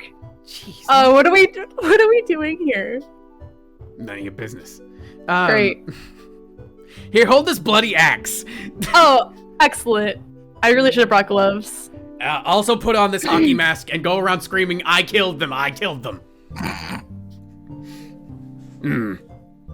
You might not guess it looking at me, but I got a thing The two of you stare at each other for a moment, and he looks a little nervous. for art. Seriously, is that all? That's pretty cool. Really? I do too. That's pretty cool. This one? This is what you want? Yeah. He brightens, smiling in the dim haze of the trunk light. Well, this chump up this hill here has won by this artist, Gustav Cluning. Snuck it from right out of an auction, right under me. I've been trying to buy it off him for years, but the jerk won't sell it no matter how much I offer him. And trust me, you meet this guy, you know it's out of spite. So we're stealing it. You got it, kid. I don't know how okay I am with this actually. Well, you did try to buy it first. Frankly, I'm surprised you haven't done this sooner. Oh man, this is on that one as Mark was like, these are the choices you get, and I was like, Mark, I want him to like me. Which, frankly, I'm surprised you haven't done it sooner. Yeah, I want him to like me. Stan laughs quietly, fishing around in the duffel bag for you don't know what. Wait till you see it. It's a masterpiece. I've been waiting 6 months for him to go out of town. Here, take these. He pulls a pair of gloves out from the bag, Great. handing them to you. When you slide them on, they fit almost perfectly. He's been studying your hands, Molly. It's all about the hands, Molly. It's all about the hands, Molly. Now I'm self-conscious. I guess your size right? You nod, wiggling your fingers. I was waiting for you to, like, squeak at this. No! Shut up! Stan chuckles, pulling on a pair of his own. A set of black leather gloves, driving gloves, with silver snap closures that glint in the light of the trunk. You ready, kid? Wait, before we do it, I have to go to the bathroom again. Oh my gosh, Molly. Always go to the bathroom before you heist, people. It's true, though. That's the key. You don't ever want to be in a situation. Alright, I'll be right back. Yeah. Go for it. Hey, how is everybody enjoying Molly getting flustered over Grunkle Stan? Everybody having fun? Everybody having a good time? Shut up! Go to the bathroom, Mollicent!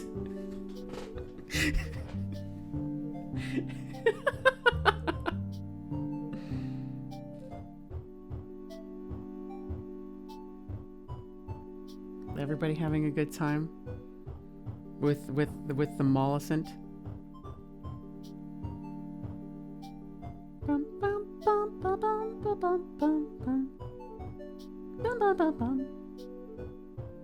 A heist with Grunkle Stan. It's like a heist with Markiplier, which was really fun. I liked that. I had a great time with that.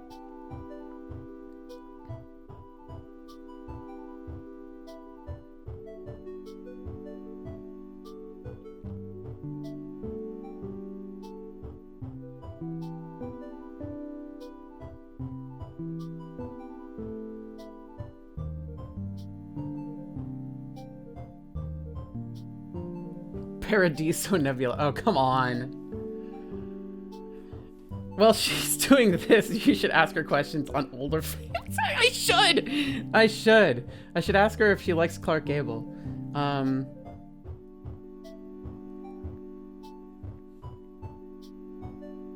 Molly sounds like she's blushing and loving it. I agree. Shut up!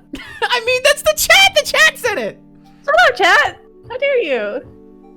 Alright, 2 for 2, chat. I washed my hands again, mostly Good for because you. they're so sweaty. Gorko dating sim is what people want next. I would love Gorko dating sim. There's something I would love more than sitting across at a want me- fancy restaurant with Gorko and Gorko being like, Molly, Do you want me to tell you look something? beautiful tonight. Do you What? want me to tell you something, Molly? Here's my suggestion to you and to everybody else who likes Gorko. Mhm. Go ahead and at James and Blaine, and be just like, when do we get a Gorko dating sim? I guarantee you they'll love the idea. I will. James Willems, yes. Wilhelms? Okay. Love James Owens. Jeff Goldblum. Jeff We're talking Goldblum? about Do you like? older guys? Yeah. Do you like Clark Gable? He's okay. I'm trying to think of like the older gen actors who I'm like hubba for. I mean, you like Robert I Downey think Jr. Clark- for sure. Yeah, but not in like smooch him kind of way. I don't know if we've had this conversation. I just like that's what I was talking about before, that there's only like a handful of characters that I'm like get sweaty for. Sometimes it's like all of the fanfics I usually read are just family based, like wholesome. All right, I'm gonna read you the real rundown's 20 hottest male actors over 50 years old. You ready? And you tell me Over yes or no, 50. okay? Okay. George Clooney, No. Colin Firth, No. Denzel Washington, Maybe. David DeLewis, Don't know who that is. okay? Jeffrey Dean Morgan, Don't know who that is. Jamie Foxx. Jamie Foxx is No. over 50? Dude, like, he looks great. Tobin Bell. Don't know who that is. He's Jigsaw. I don't know. This one I better hear. Ken Watanabe. Ken Watanabe. I know the name, but I can't picture the face. Last Samurai, Inception, Godzilla, Let Them Yes. Yeah, probably. Yeah. Fight. This one, Watch Molly Get Sweaty. Mads Mikkelsen? No, I'm sorry. Are you kidding me? Mads Mikkelsen? I'm sorry. I know Molly. I know we live on Tumblr, but I was not in that fandom by any means. Mads is good stuff. I respect Jack him. Nicholson. No. Respectively, no. Sean Bean. I would get his life insurance if I married him. Ralph Phineas. Don't know who that is. Okay, Charles Dance. Don't know who that is. He's from Game of Thrones. No. He was Tywin Lannister, by the way. No. Jason Statham. Aware of who that is? Can't picture their face? Probably a no. Fast and the Furious. He's Hobbs and Shaw. Hobbs? He's the one who's not The Rock. No, and I'll tell you why. That guy looks like my dad. Him and the guy who's been playing James Bond. That's what my dad looks like. Gerard Butler. Okay, so here's the thing with Gerald Butler. I liked a lot of his first stuff, like Phantom of the Opera, that one where his, like, he dies and he's sending letters to his wife, and it's, like, bittersweet. I think those are very good. Mm-hmm. I know somebody who has talked to him before, Mm-hmm. and I don't want to be, like, I'm going to be allegedly about this because this is somebody else's story that told me. Hypothetically, supposedly. This is somebody else's story who has told me, but apparently he's a bit of, like, at the time, apparently he was a bit of, like, the Hollywood bougie, like, oh, I don't go to Tibet. One must experience Tibet. Like, that kind of crap. So, no. Hiroyuki Sanada. Another name I'm familiar with, but I can't picture. Last Samurai, 47 Ronin, Mortal Kombat, Yeah. then the recent one. Yeah, he yeah. he was Scorpion. Oh, well. Hello. Call me Mrs. Scorpion. Ted Danson. No, I don't know who that is. You don't know who Ted Danson is? Have you seen? Listen, Molly, you're the type of person who's been on Tumblr. You've seen the Good Place GIFs, at least, right? The good. Yeah. Okay, white hair, glasses, wears a Oh, suit, that guy. bow tie. No. big I book. like his character. I would not marry him. Okay. Johnny Depp, No. Brad Pitt, No. Liam I saw- Neeson. I saw Brad Fuck? Pitt drive. This is your 20? Yeah, right. This I is saw your 20? a fun story for chat. I saw Brad Pitt driving once when I first moved out to LA, and the story goes as follows: I was driving back from I guess it's think, because Idris Elba is still 49. yeah. Like, come the fuck on.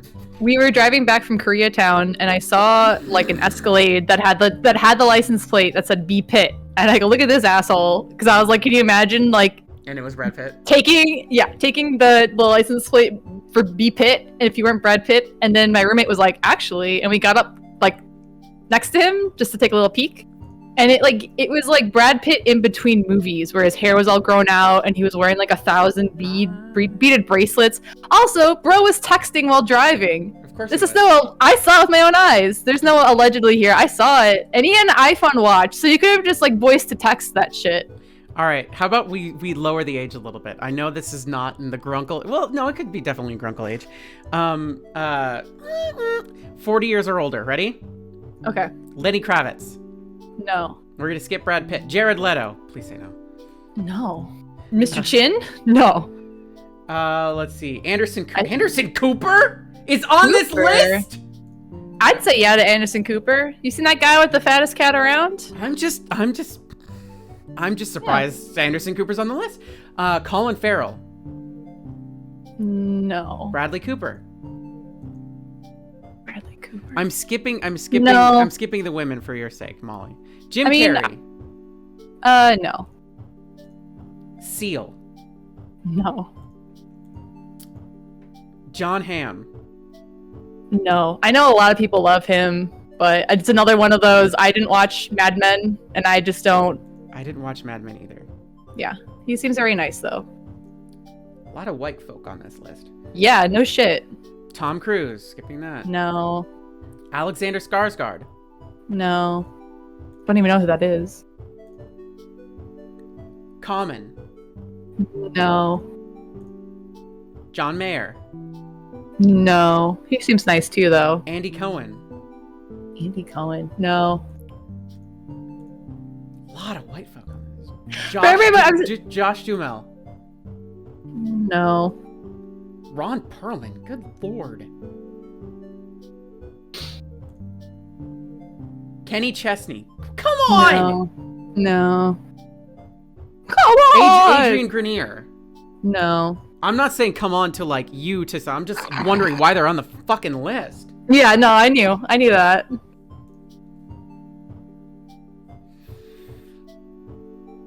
I think everybody's gonna be surprised that I have a very Jason specific. Nash. No, I like cartoon That's it. grunkles. That's Yeah, it. I know. What Here's the thing, fuck? though, chat. I This am is on the ace. over 40 years old. You're not even gonna fucking put Idris Elba on that list. Yeah, that was rude. What the fuck kind of uncultured fucking swine horse shit is this? It's bullshit if I've ever seen it. No, for everybody who's like, just to be clear, I'm on the ace spectrum, so it really does take a lot for me to be It's true. infatuated. Like the only like celebrity crush I can think of in this Chris moment. Evans not on that list. Yeah, Chris Evans is not in his 40s yet, though. He is 40 years old. this year. Yeah. Wow. So yeah, so he's only like a couple of years older than us, but yeah, Chris Evans is like the only celebrity I can think of that I have a crush on. And Robert Downey Jr. wasn't on that list. Like, who's almost 60, 56 years old. You know who wasn't on any of those lists, and I'm really surprised? The internet's favorite everything everywhere. Paul Rudd. Sans? Oh, Paul Rudd. Oh, Paul Rudd. See, I can't date Paul Rudd, though, because I am Paul Rudd. Listen, Paul Rudd's one of those people that is like, I don't care about celebrities. I would go out for a drink with Paul Rudd. Yeah, I would hang out with Paul Rudd. We would have a podcast called the Rudd and Flood Show. That's a nice stream, everybody. Have a great day. We gotta get this branding. No, I think I think Paul Rudd's very chill. I think him and I have the same fucking personality though, so I think it would be fun to hang. I don't think it would be fun to date. It wasn't an old list. It was people above 40. There were people way above 40. Sounds like somebody paid off to be on that list. If you don't, you know. Fucking Idris Elba wasn't on that fucking list. Yeah, I'm sorry, everybody. I think I have more of a thing for cartoon grandpas than I do real life grandpas. How old is Brendan Fraser? He should have been on that list. Brendan Fraser should have been on that list. I would fucking marry Brendan Fraser. Brendan Fraser has the smile that the internet wants to protect right now. He's 52. He should have been on that list. Dude, did you see that post they reblogged recently where they told him that the internet is rooting for him? And he was like... He got emotional. Yeah. And I was like, thank God. Like, I was just like... I mean, not thank God he cried, but it's like, thank God he knows that people like him. Like, people, like, are happy that he's happy. Yes. I mean, but also, like, we love and respect and we support him. And we're glad that he's back to acting. On top of everything, while we're talking about all this shit, that whole picture of him being, you know, weighing more, and then versus the picture of him on, as, like, Tarzan when he's, like, 21 at the time. 21 versus... Here's the thing. Every time you see somebody with that ripped of a six-pack and that kind of physique and everything like that, including during the Olympics, where they look really chiseled and everything like that, they are dehydrated. Yeah, I was going to say they're super dehydrated. Super dehydrated, really unhealthy. Weightlifters are at their weakest during the Olympics because it's also a for show thing. But the thing is, it's so fucked up. It's so fucked up. Yeah. I don't trust anybody with abs that look like that. I agree. I hand them a bottle of water and it's like, try again next time. I'm just like, I don't want anybody to hurt themselves over their image, but yeah, I think it's super. It's always the same fucking comparison photos too, and it's just like, I don't know. I'm 31. I don't have the same. I'm not looking for the same type of guy I was when I was fucking 13, right? Where I was like chomping at the bit for Inuyasha. You know what I mean? It's like more practical. I'm looking at Stan here and I'm thinking more practical, all right? He used to be a boxer. He still has meat on his bones, but he's not like, I don't know if he's ever had a six-pack, but it's just like, I still know this guy could lift me, and that's enough. Like, we don't need to be going to a California beach showing everybody off, all right? I'd rather they'd be comfortable than hurting themselves. Also, if I am attracted to you, it's more than likely not because you have a six-pack. It's more than likely a personality. So if you had the six-pack, I'm in love with you now, and then let's say you let yourself go or just get comfortable, I'm still gonna, guess what? It's probably still gonna like you. It takes a lot, but it's like more than likely I'm in it for the long haul. You and I are similar in that, because you and I both have that, like, you're on the A spectrum. You are, I don't know if you've talked about this. Have you talked about this? I think I have, but it's hard to say. I only figured it out last year, during 2020, when I was reading, I don't have it next to me. I was reading a very delightful collection of, I'm trying to think what the title is. It's a collection of short stories in the mindset of queer teens. It's based, they say quote unquote based in history. It's all fiction though. Based on historical classics, essentially. Yeah, and I was reading a story about a girl who was kind of realizing she was ace, but didn't have the word ace to go along with it. And I realized so much of what she was describing and her level of uncomfortableness and expectations were very similar to how I personally feel. And I did more research and I realized that, I was on the ace spectrum. I am not ace entirely. At the moment, I feel like it's ever changing, right? At the moment, I can say, I think confidently that I am demisexual. It takes a lot more. I have to have an emotional connection to consider like the next step in a relationship. Like I can be attracted to people all day. I think it's easy for me to be infatuated, but the next step stuff, like moving forward outside of, I wouldn't say I'm romantic for that because of that. Because sometimes there's just sometimes there's a cute boy, sometimes there's very cute, here comes the boy. Here comes the boy. But moving forward in a relationship, I really have to be on board for next level stuff. And I might have... You and I share that, actually. You and I are both demi. Yeah. And that, I mean, I'm still learning, right? I'm still learning flags. I'm still learning definitions. Molly, you're despite being 31, you're a baby queer. I'm a baby. But no, it's just like so happy that like kids today have more definitions because I mean, I've had this conversation with you so many times. We've had this conversation on Yayo before. Yep. But so much of the influence growing up was so like I've talked to you about this where I'm like when I was watching One Piece back when I was 13, it was like who is Nami gonna get with like Luffy or Sanji? Yeah. And there was there's that like forced perspective of heteronormity. That was just like, you have to do this because that is the path for everyone. And then as you get older, you realize like, wow, this is a bunch of horse shit.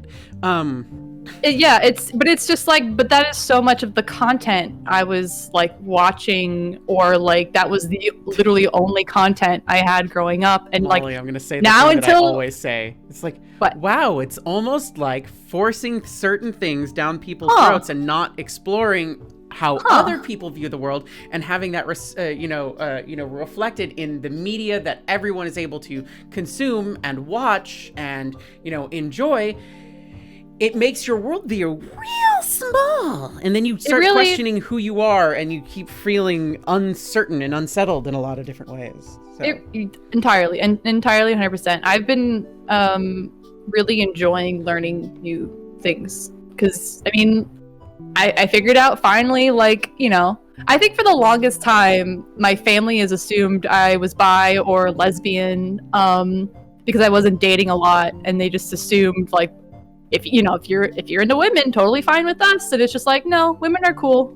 But they gotta be real, I don't know, they gotta be real special or XYZ. And I did a lot of pity dating in college. That was so uncomfortable because people love to talk you into dates. And I'm going to tell you kids right now, if you don't want to go on a date, just say no. Don't let them be like, well, how do you know that there's nothing more if we don't go on at least one date? And I'm here to tell you that's fucking bullshit. And I've had so many experiences in that regard.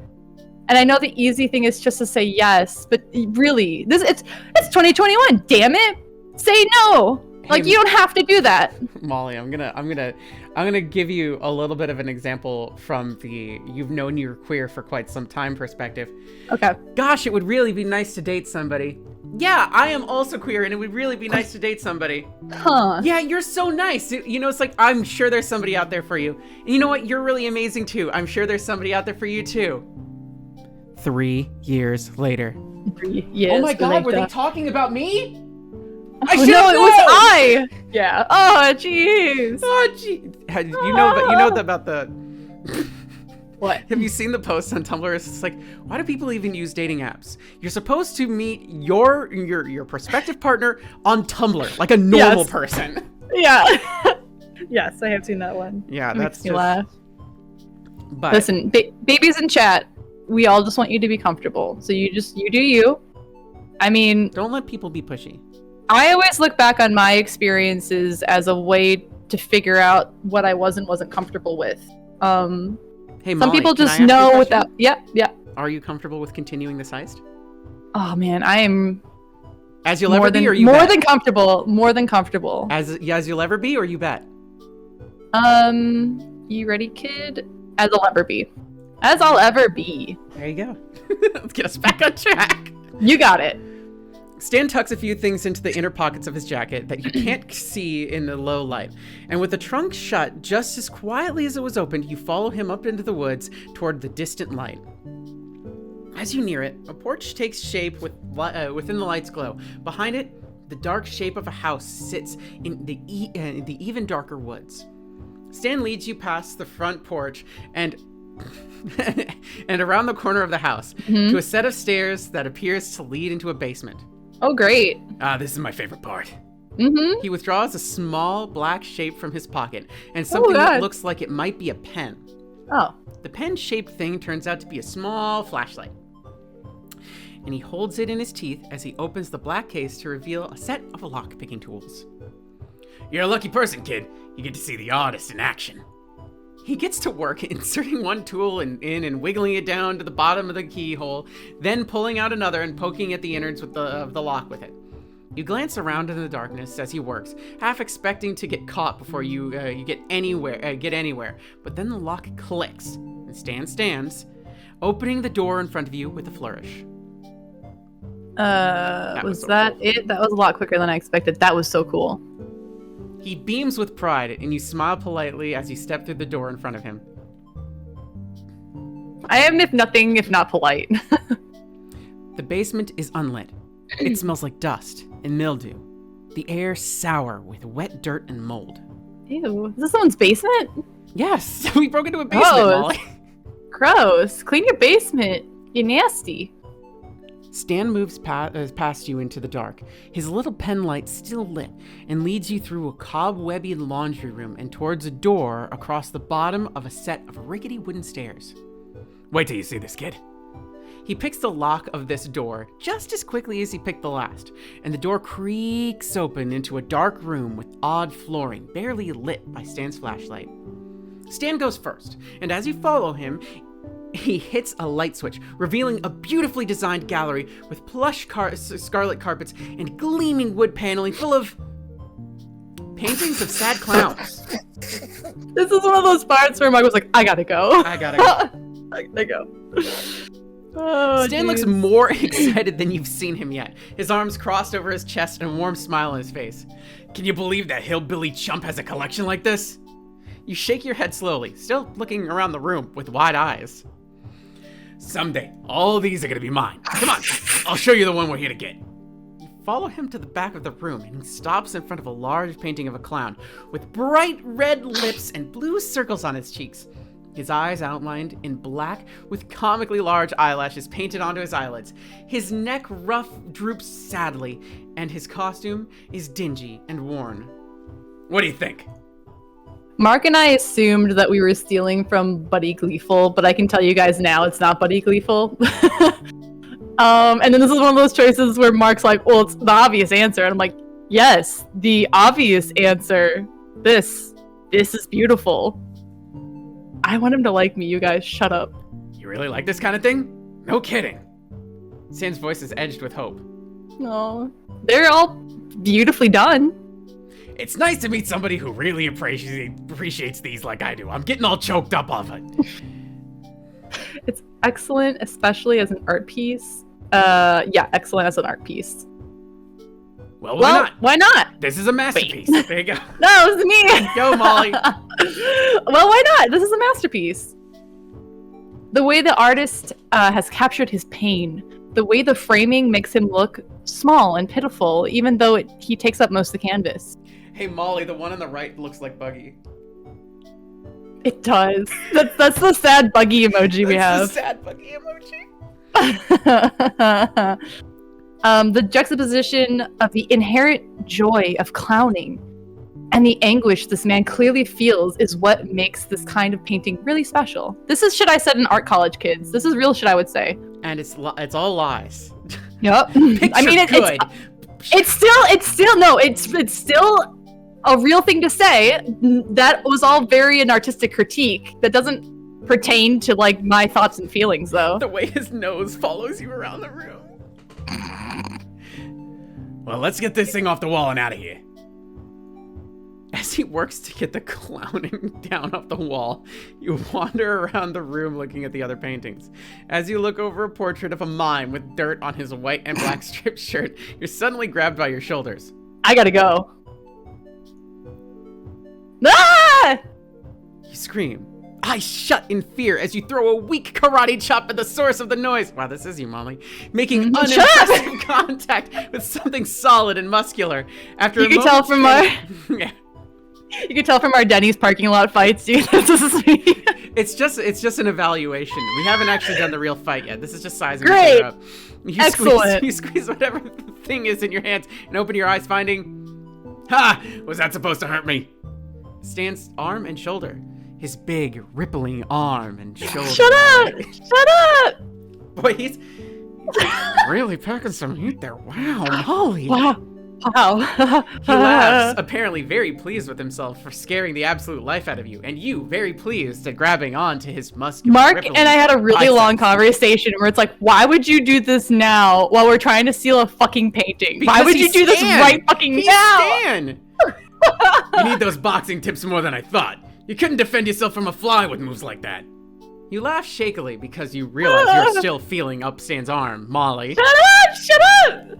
Sorry about that. You pull your hands away a bit too fast, because now he notices that you noticed that you were touching him for far too long, and he chuckles, blushing all the way up to his ears. No problem, kid. I'm not the only one blushing. Shut up. He clears his throat, and the silence between you begins to grow awkward before it's interrupted. Upstairs, in what is supposed to be an empty house, you hear footsteps. That's what I'm crossing fucking towards the saying! door to the basement. Why would you pull this shit while we're heisting? This is not. Stan this is apparently not- hears them too, a sudden series of expressions crossing his face from shock to confusion to terror, and finally settling on indignation. He quickly takes you by the arm. Oh my gosh, Molly. Oh my Whispering god. harshly in your ear as he drags Are you we- towards the entrance of the clown room. As we soon as he married comes in now? here, shut the door, and I'll shove these boxes in front. You nod, and just as a line of light from the top of the stairs blooms into a wide swath, you and Stan duck behind a wall near the door to freedom. One corner of the stolen painting poking you uncomfortably in the ribs. Who's down there? Slippered feet come down the wooden steps ahead of you, and when their owner notices the light on, he holds something long and gun-shaped out in front of himself. Pines, if that's you, I swear to God, I'm really gonna shoot you this time. Gun-shaped?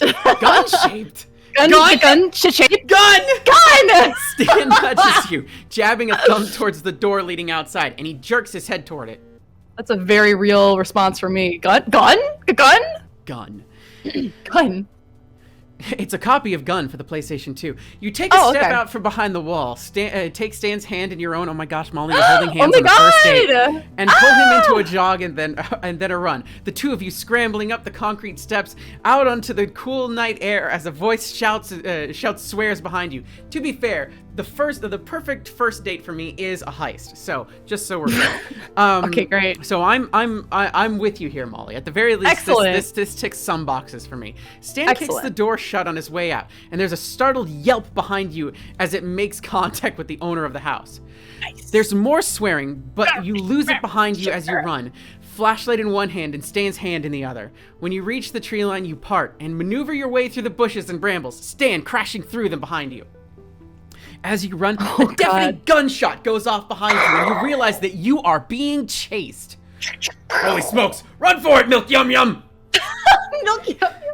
The noises get closer, close enough that you can hear your pursuer swearing continually and loudly.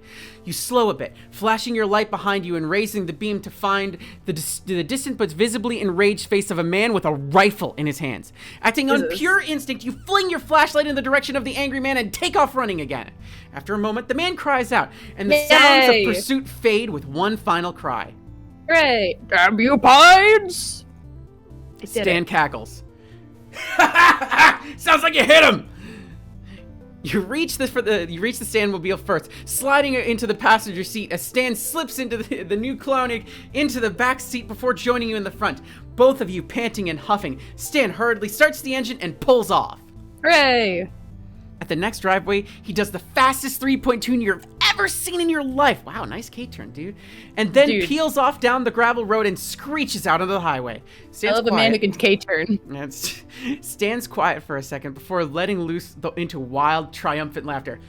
I thought he was gonna catch me that time for sure. Did a man just shoot at us? Stan nods, still chuckling and apparently pretty pleased he didn't get hit.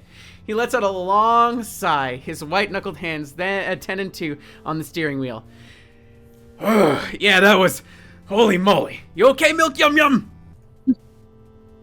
A little shaky, but I'm good. I'll let you know when I find out. I think I want to head back. I'll let you know when I find out. He pulls back onto the highway, back in the direction you came from, and you lapse into a comfortable silence. After a while, he starts humming along with the radio, and, knowing the song this time, you hum along with him. Oh, look at that, Molly. Uh-oh, saving.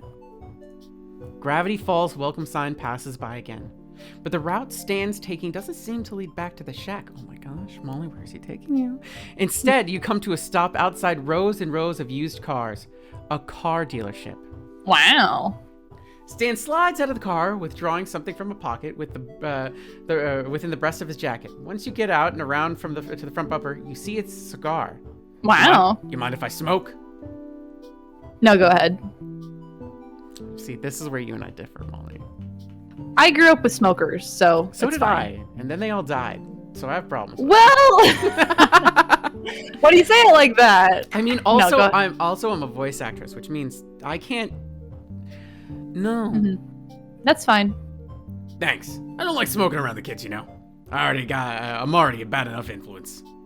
He chuckles and withdraws a pack of matches in his pockets, and his face is bathed in the light of the flame. From your place a ways down the road, Stan surveys the lot, eyes sweeping back and forth until they land on what looks to be a fuse box under the dark overhang of of the roof on the far side of the dealership. What are we getting? New drive belt, some spark plugs, a couple other things I can't remember the name of. Ain't worth explaining. It won't take all night, though, right? He shakes his head, taking a long drag from the cigar, smoke rolling off his lips and into the night. You lean back against the front bumper of the car next to him and stuff your hands in your pockets. Molly? What? Do you do that? I do. Oh my gosh, Molly, it's 3 years. Oh my god. Can't believe. Can you believe? There isn't much light pollution around here, so the stars are bright and numerous above. Beautiful. Provided your car gets fixed up, this might not turn out to be such a bad trip. You take a deep breath in through your nose. The smell of sweet, heady cigar smoke and crisp night air fills your lungs. So how are we doing this? We gotta get rid of the lights. I doubt Bud's clever enough to have night vision cameras. He laughs a little as he speaks, blowing smoke blowing out into the night with each individual laugh. But we cut the power to the whole place, and the cameras are gonna be gone anyways. So we cut the power, find a car, the same make and model as yours, and I dig out the parts your car needs. An hour, maybe an hour and a half tops. I can get the lights. I can do crime. Turns his head and looks at you, waving away a fresh cloud of smoke as he accidentally exhales in your direction. You sure? BK, do crime. Yeah, I got it. Molly Milky Yum Yum. Shut up. Wait, can you go back really quick? Hit the back button. Yeah. Thank you. Sorry. Yeah, I got it. No, but I can if I try it. No, sorry. No, but I can if you explain it to me. Sorry. Get to the fuse box, and just flip the biggest switch. Easy. Like you see in movies. The two of you stand there in silence for a few more minutes before he bends down and grinds his old cigar cold on the asphalt. Straightening with a groan and a huff of quiet laughter. Yeesh. Starting to remember why I quit doing this thing. You sure you're alright with this kid? You know, robbing the place. You don't think I can do it? No, that's not it. You've been keeping up with me just fine all night. You just don't seem like you have a lot of experience here. I think I've got plenty of experience tonight alone. I'm nervous, but I can do it. I've got enough experience tonight alone. He smiles, a warm and genuine expression that ignites something fuzzy and soft inside you, Molly. You don't notice you're staring until he turns away and moves away towards the trunk. Oh boy. He reaches into the car and pulls out a lever under the driver's side of the front seat. When the trunk pops open, you follow him to it, and after rummaging around in the contents for a minute, he brings out a pair of pliers. All right, you go over, you take care of the lights. I got a few things to get together. You crouch down behind the fence, and when you reach the lot, scrambling along in the shadows until you reach the dealership's main building. With a peek over the edge, you see that the wall of the building is cast in shadow from a poorly placed streetlight. Another peek, and you spot a car, the same make and model of yours, to the back of the lot, near a sign that says, Discount Section, Big Deals. Wow. It takes an embarrassing amount of effort to get over to the fuse box, but you manage it and press yourself flat against the wall, inching towards the fuse box. It's locked, but you pry it open with the pliers and look over what's inside. A bunch of switches, some wires. Flip a bunch of switches, flip the biggest switch, rip some wires out. Flip the biggest switch. Yay! With your face pinched in concentration, you push the biggest switch in the opposite direction, and the entire property goes dark.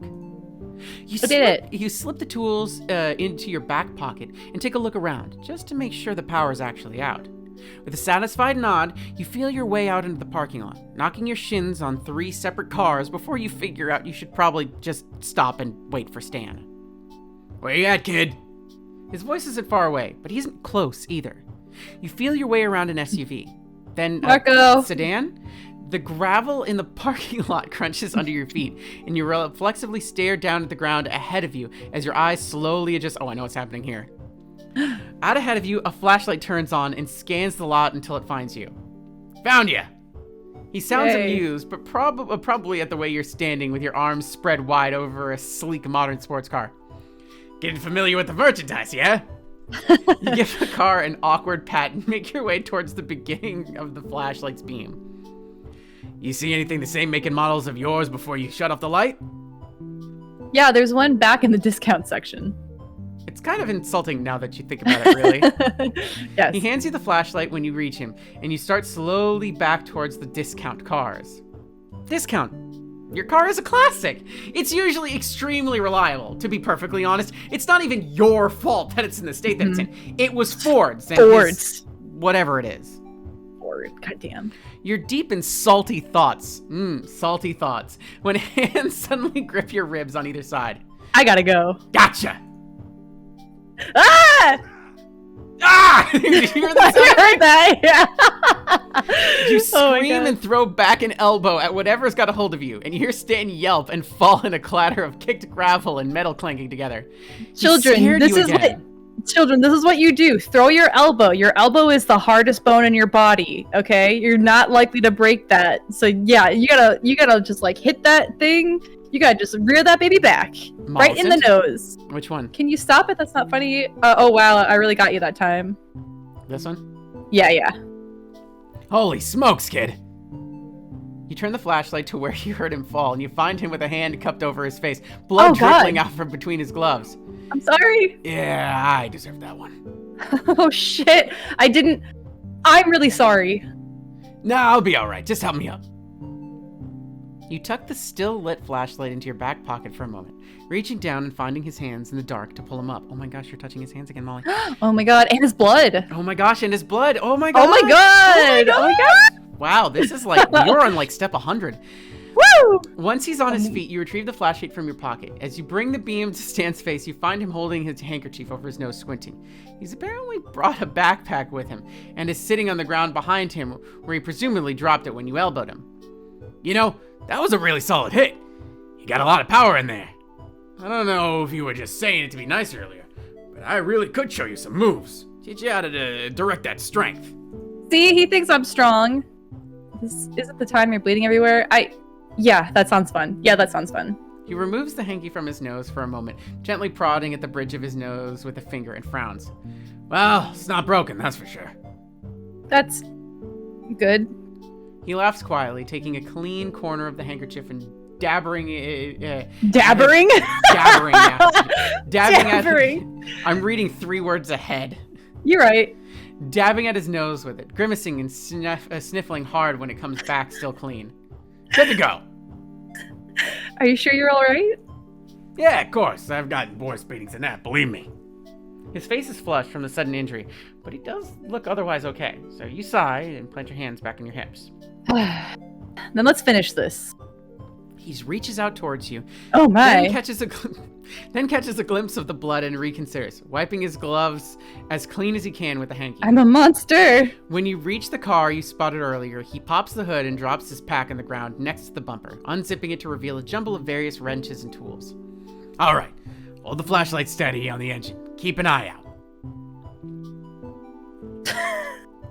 Molly?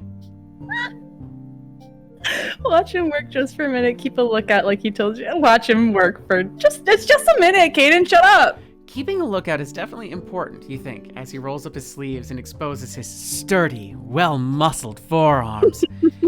That's... Wow, Molly. Shut up. His gloves... Wait, hold on. I'm gonna go back. Ready? Are you okay? I'm gonna do this up for you, alright? Don't. No. Don't. Keeping a lookout is definitely important, you think, as he rolls up his sleeves and exposes sturdy, well-muscled forearms. That's... wow. Shut up. His gloved hands take deliberate, practiced movements without hesitation, zeroing in on the spark plugs immediately. He bends over the front of the car, his jacket riding up his back as he stretches to grab the deeply set part, and you catch one glimpse of skin before you hastily turn your attention back to the lot in front of you. You're suddenly very glad it's dark as you feel a blush spread over your face and all the way out to your ears. It doesn't take long for him to get what he needs for your car, shutting the hood and setting his pack on it as he stuffs parts into it. That was quick. Nah, the parts you need are easy to find. Just takes the right... Uh-oh. Hey, what's going on over there? You, bud? The beam of a flashlight finds you both, and Stan turns around quickly, leaving the bag behind himself on the hood.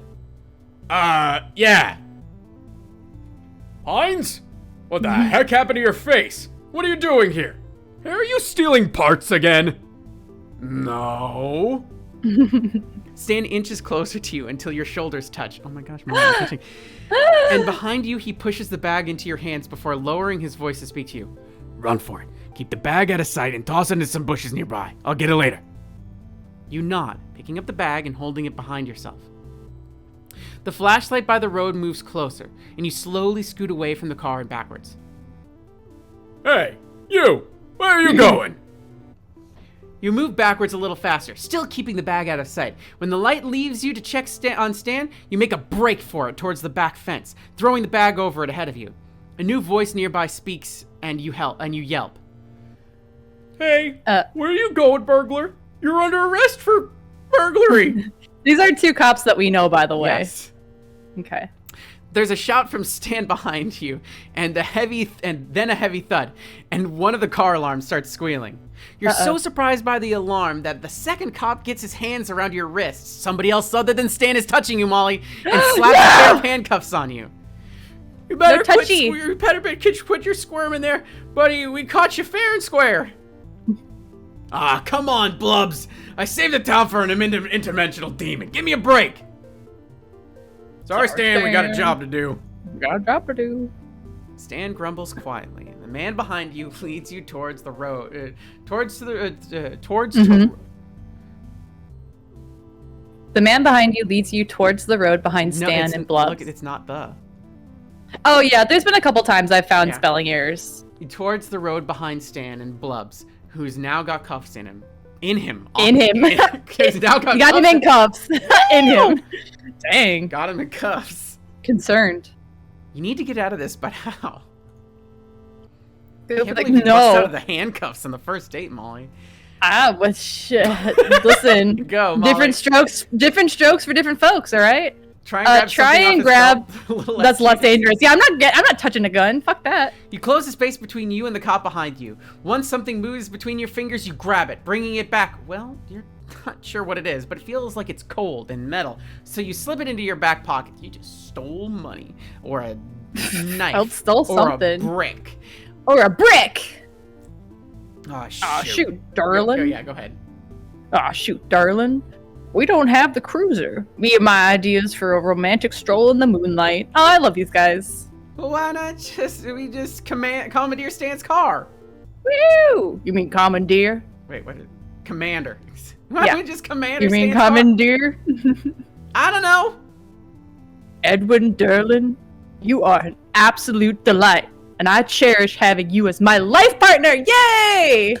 Yay! Derlin giggles behind you, and Blubs giggles with him. I love these guys. Push you and Stan into the. Yeah, it's just unfortunate the cops are queer though. It's always the cops. Yeah. Every I know. freaking Disney thing is just like, we need a queer character.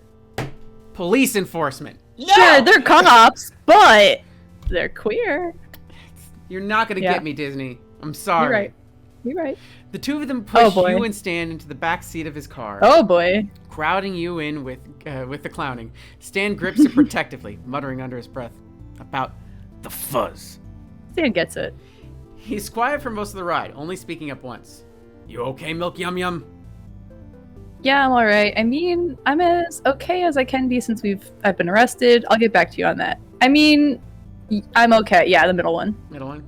Yeah. He falls silent after you respond, and stays silent all the way back to the station. Inside the station, Derlin leads you to a pair of chairs by a desk, and Blubs disappears down the hallway. Blubs is back after a few minutes. A deep frown set in his face. After directing this frown at Derlin, he takes you and Stan down another hallway to a set of cells. At first, he withdraws a set of keys and opens the door. Oh, at the first, I see. Okay. Yeah, the first cell. You and Stan are uncuffed. With a solid and somewhat alarming clang, the cell door shuts and locks. Dang. Nothing like getting arrested with a partner on the first date. Again, very romantic. Dude, I read a lot of fanfics like this. You two better get comfortable. We'll get your prince in the morning. I've been in a lot of content like this. Crap! You two better get comfortable. No, that was mine. I already did it. I'm Blubs. You're Derlin. Go. I already said it. You two better get comfortable. We'll get your prince in the morning. Stan grumbles, settling down onto one of the provided bunk beds, and you. Oh my God, bunk beds! Facing him. And there were two beds. He peels off his gloves, tucking them inside out into his pockets, and fiddles with a loose thread on the thin wool blanket of the bunk bed. Through the door at the end of the hallway, you hear Derlin say something about fancy black finger paints to Blubs. He's in the bright fluorescent light. Here in the bright fluorescent lights, you can see that he still has a bit of blood smeared under his nose and on his chin, and you feel a flush of embarrassment when you remember that you're the one that did that to him. I can't wait to see how everyone back home reacts when they find out I've been arrested. Well, this is not so great. Are we really in jail right now? Am I just having some weird nightmare? Well, this is not so great, middle one. You can say that again. How are we gonna get out of here? Stan shrugs, crossing his arms over his chest and flopping back onto the mattress. Don't think we can, kid. I'll see if I can convince them that you got hypnotized or something to come along with me. Keep you out of trouble. Listen, if you're going down for this, then so am I. He laughs quietly, propping himself up on his elbows. See, this is shit I would do with somebody I was actually interested in. This is where the emotional connection comes into play. Agreed. Again, the partners that commit crime together, something, I'm sure. Stay together. Stay together. There's a rhyme here somewhere. Mm-hmm. You don't want to get in trouble with the law, kid. Trust me. This isn't my first time spending the night in jail. Not by a long shot. Sounds rough. Yeah, well, so it goes. This won't be so bad compared to 5 years in Colombian prison. Oh, God. There's a story behind that, but he doesn't look like he wants to tell it at the moment. That's fair. Anyway, the only way we're getting out of here is with the keys. Then we could just slip out the window or something. You think for a moment, stuffing your hands in your pockets, and suddenly remember the thing you grabbed off the second cop, Derlin. Oh, wait. You jump to your feet and dig into your back pocket, withdrawing the small metal thing that you stole, and find it's a huge gun. A set of car keys on a plastic keepsake photo fob. It's also a knife. Stan's not looking, staring down at the floor of the cell instead. But you think you know what to do with these. You go up to the bars of the cell, looking for Derlin. Hey! That's you. Hey! Hey! Hey! Can you hear me out there? You dropped your car keys. The faint discussion in the other room stops, and a moment later, Derlin comes into view.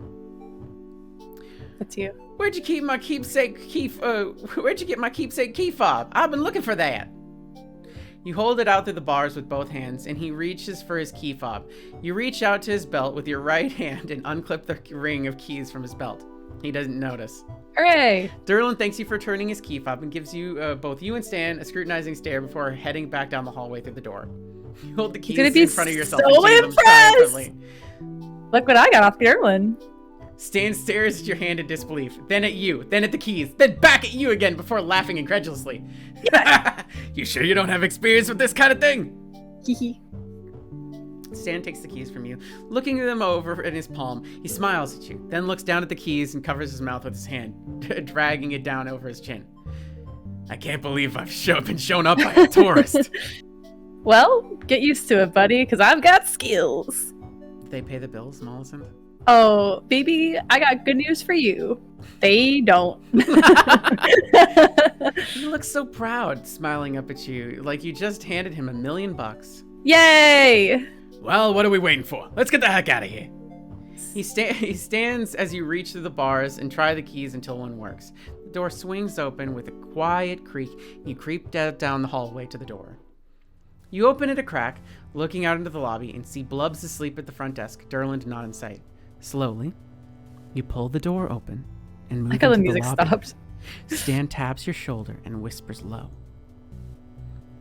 We gotta get my keys. You see him anywhere? You glance around and spot them to where Blubs is asleep, drooling on the table. Shoot! Crossing your fingers for luck, you sneak over to the desk and reach down to grab them when suddenly Blubs stirs and mumbles. Dang Bigfoot, stealing my shoes, stretching all my shoes. Stan snorts behind you, and you manage to suppress a laugh as you pluck the keys away. Wait, hold on. Stan disappears into another room, and you're stunned, wondering what the hell he could be doing right now that's more important than escaping. This is that scene from Doctor Who where they're like him and Donna are talking to each other like through the door windows, but they're like miming everything. It's like Before you have the chance to call him something you might regret later, he reappears in the doorway with a troublesome clown painting under his arm. seriously. Duh. All right, let's roll. Slipping out with only a click of the station door closing behind you, you and Stan climb into his car and escape into the night. After Hooray! stopping by Bud's dealership to pick up the hidden backpack, you and your partner in crime head back to the shack in comfortable silence. Yay! You'd feel tired if it weren't for the adrenaline. Woohoo! Adrenaline. You carry the backpack inside while Stan brings the clowning in the briefcase, setting both on the kitchen table. I'd call that a successful night. Even though we got arrested, so would I. And fun too. You grin over at him and realize, in the bright kitchen light, that he's still got blood on his face. Blood? How do you keep forgetting? You're the one who elbowed him after all, Molly. I'm sorry. You've got... Well, come here. Good gasp. You pull one of the chairs out from under the table, gesturing for him to sit down. Whoa! He looks a little bit wary, but obeys, the chair's ancient metal frame creaking under his weight. You grab a couple paper towels, turning on the faucet in the sink and wetting them. This is that good art I was talking about earlier. I think this is... You want to clean them up, don't you, Molly? Yeah. Okay. Shut up. Mentally studying yourself, you hold a side of his face and neck in your hand. I'm touching his chin now. With gentle pressure, you guide his head to tilt back until he's lit up fully by the overhead light. You can feel him blush under your hand, his skin heating up, and he seems too surprised to protest or even speak as you wipe the now dried blood from his face. He's quiet while you work, watching you with warm, brown eyes rimmed by dark lashes. I could have taken care of this myself, you know. He says this, but he hasn't pulled away or made any move to leave. I did the damage. The least I can do is clean up after myself. Anyway, you've done plenty as it is. The paper towels you have become too soiled to work with, so you toss them into the trash and go back to get a few more. Your hand returns to his cheek, and you could be imagining things, but it almost feels like he leans into it. Oh my god! I really did have a good time with you tonight. I had no idea crime could be so fun. He smirks, avoiding your gaze. I had a good time too.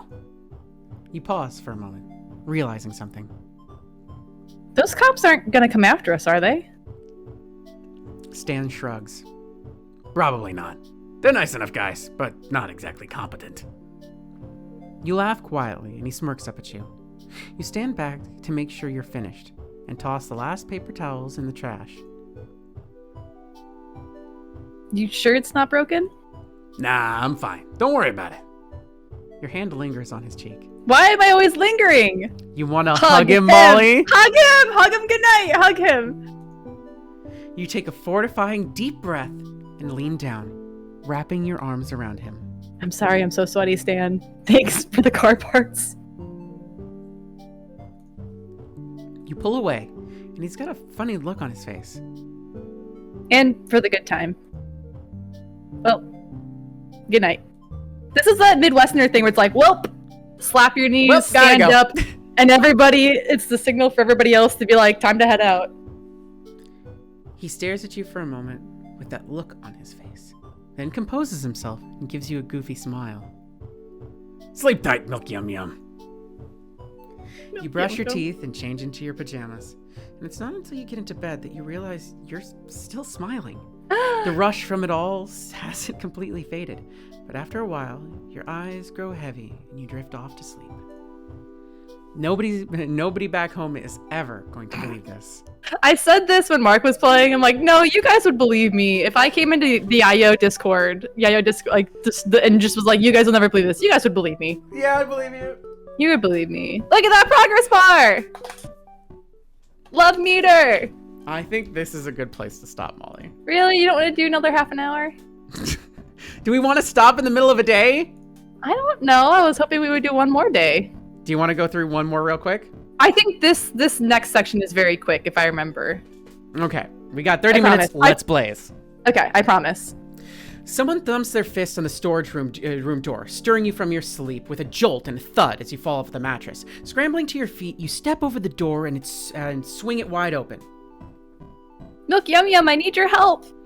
It's at that moment you look down and see Waddles swaddled in her arms, wearing a top hat and a small bow tie. Gentlemen, why is Waddles looking so dapper? He does look pretty dashing, doesn't he? Wait, we're not here to dish out compliments? There's an emergency! A love emergency. Mabel stares up at you with wide eyes, her little arms unmoving as Waddles attempts to wriggle free from her grasp. The kid's stronger than she looks. Knowing Mabel, this could mean she has a new crush. From what Deborah's told you, she's still deeply rooted in her boy-crazy phase. Or she desperately wants to wed Waddles to some unsuspecting critter outside. Waddles and Gompers are renewing their vows today, and I can't find Gompers to put his gown on. You gotta help me find him. You weren't actually expecting your second guess to be right. Okay, wait. Mabel, just calm down for a sec. But we have to find Gompers! The ceremony's in 20 minutes! And prom's tomorrow! Waddles wriggles himself free and runs down the hallway to freedom, ignoring Mabel's shriek of protest as she chases him. You're compelled to go back to bed, deciding this is almost definitely a dream, but jog after Mabel regardless. You catch sight of Mabel just as she leaps over Dipper, who's sitting on the floor with a large array of graph paper and chewed pencils. She runs to the back door, suspiciously open, after Waddles' snorting self, yelling at him not to lose his tie. What? Mabel, what's going on? Waddles! Wedding! Gompers? You're a little out of breath. Mabel's fast. Dipper smacks his hand to his forehead, dragging it down his face dramatically. Of course, she told me they were renewing their vows or something. They got married last summer and she misses the pizzazz of weddings. Dipper looks nonplussed, but you can tell he's at least a little invested. Are you gonna help her with whatever that was? I don't even know what's going on. I don't even want to imagine this wedding failing. Second option. And with that, you run past him. Dipper stutters of surprise, growing fainter as you head outside. Mabel's already a ways away when you burst out into the shack's backyard. Fortunately, Stan and Ford are nowhere in sight. You're not sure what you'd think of them finding you searching for a goat bride, as Mabel calls to Lord Gomper's home. Come on, Gompers! I already booked the second honeymoon and the caterers are gonna be mad! Runaway brides are so cliche! She's seriously invested in this farm critter marriage.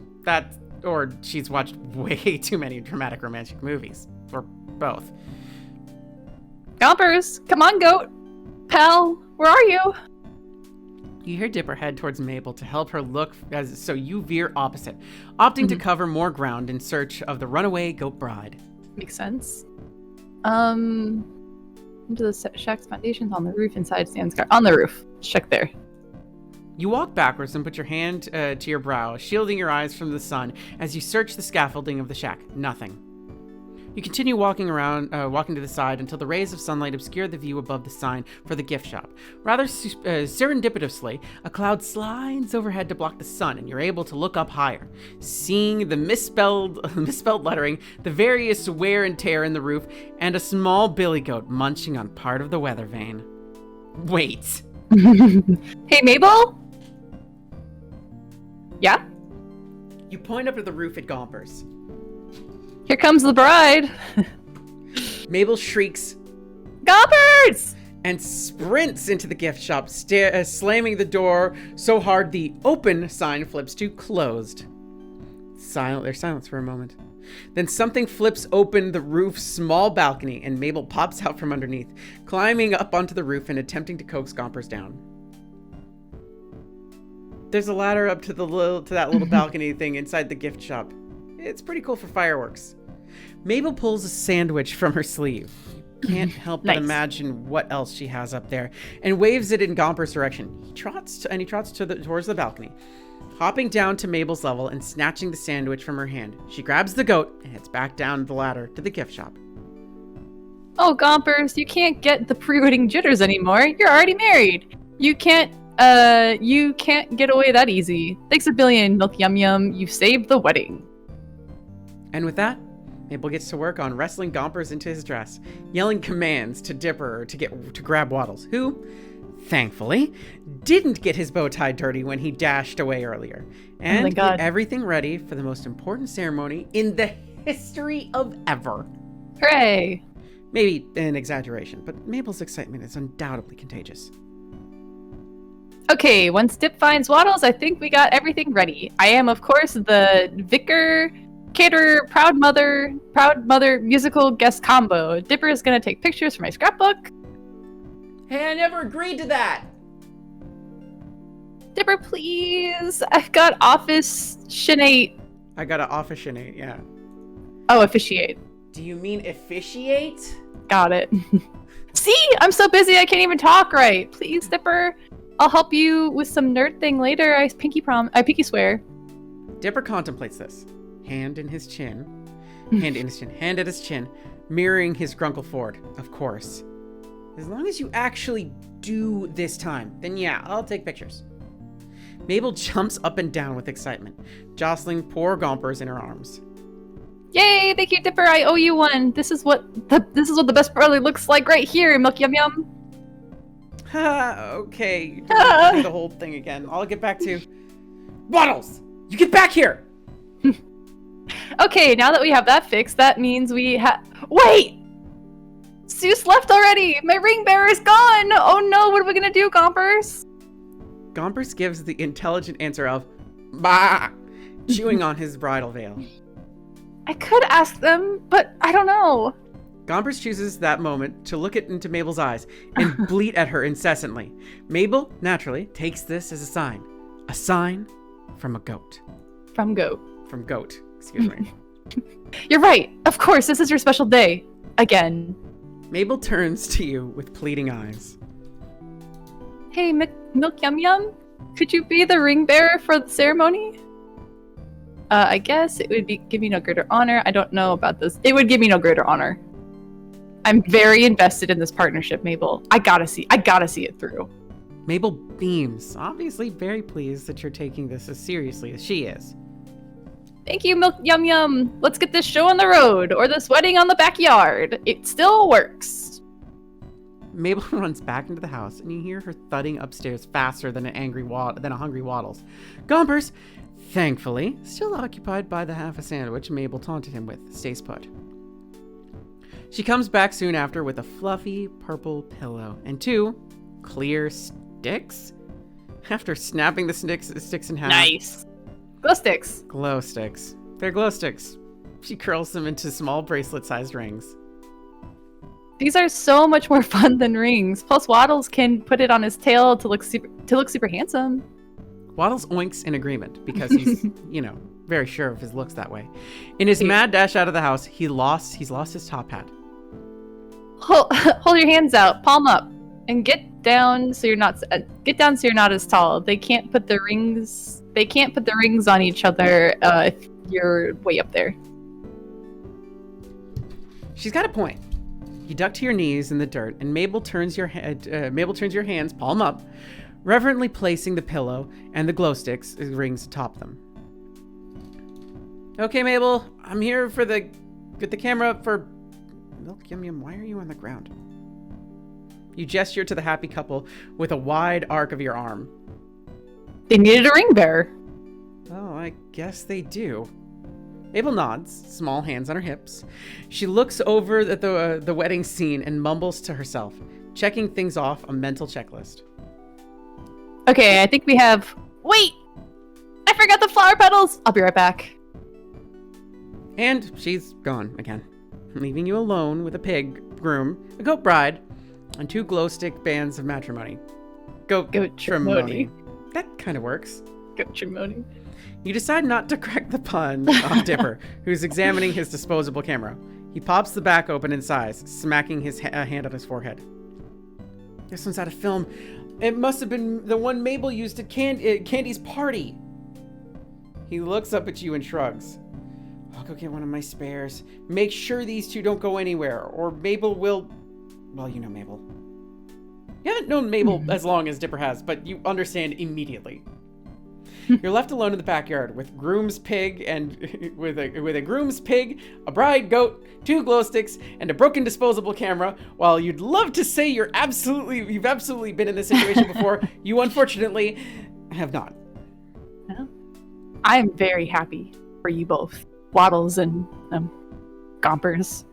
Both animals turn to you, nonchalant to the current state of events. But I can't believe Mabel forgot the flower petals. Jeez. Just as you go to continue the one-sided conversation between human, goat, and pig, you hear 2 voices coming from around the house. 2 very familiar voices. Listen, Sixa, if you haven't gone off about the wobbly junkie, The gobblewonker, Stanley? Has Dipper really never told you? then you wouldn't have freaked out the kid at the store. Then you wouldn't have freaked out the kid at the store we needed, and we'd have, I don't know, the stuff to fix my house after you got a car stuck in it. It's still my house. And besides, if he was a fisherman, he needed to know. Both stand and forward around the corner to find you sitting on your heels next to Waddles and Gompers, brandishing a pillow and glow sticks in the dirt. The 3 of you stare at each other in silence. Mabel needed a ring bearer for the wedding. It's at that moment that Mabel kicks down the back door, runs to your side, and throws rose petals atop your head. Ta-da! You blow a rose petal off the tip of your nose and grin at Mabel. I think our bride and groom are ready to renew their vows, don't you? Mabel nods emphatically. Mabel nods emphatically at you before turning to her grunkles, lighting up a 100-watt smile. Yes! Grunkle Stan, Grunkle Ford! You guys got back just in time!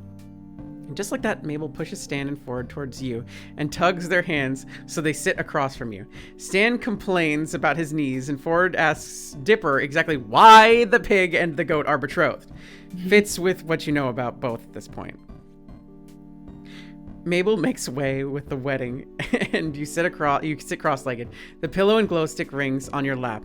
Every so often, Mabel stifles a theatrical sob, wiping a very real tear from her eye before she turns to you for the rings. Oh, Mabel, how should the betrothed, wear their rings? Since they don't have ring fingers. Just put them on where you think they fit best. On their heads, like small glowy tiaras around the goat horn and Waddle's tail, one over She mentioned Waddle's ear. tail, remember? Yeah, let's do that one, middle one. You get up and promptly crouch down in front of Waddles and Gompers, playing your ring bearer part very seriously. A glow stick ring goes onto one of Gompers' horns, and you place the other on Waddle's rear, hanging off his curly Q tail. I now pronounce you husband and husband. Again! You may now kiss the goat. Waddles sniffs at Gompers and snorts. That definitely counts. Dipper reappears with a new camera, and Mabel throws more rose petals at him. A few get stuck into his fluffy hat, and he rolls his eyes, but retaliates by taking a very close-up picture, the flash temporarily blinding her. Hey, save the film for the Renewlyweds. renewlyweds. I need plenty of pictures for my scrapbook. You owe me a new camera for this, Mabel. He sounds annoyed, but his fond sibling smile gives him away, and he starts taking pictures of the happy couple, getting odd angles as Mabel pushes them into silly poses. You step away from the scene and head back into the house. Being a ring bearer is thirsty work, but Stan and Ford stop you before you make it to the door.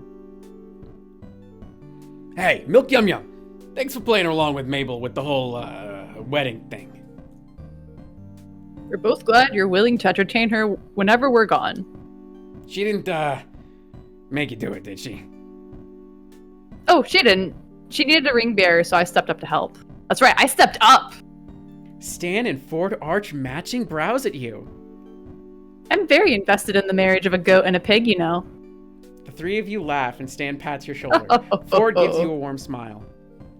Well, I'm glad you're as into all of this as she is. Thank you for that. Yeah, kid. It's nice of you to be, nice to her, you know?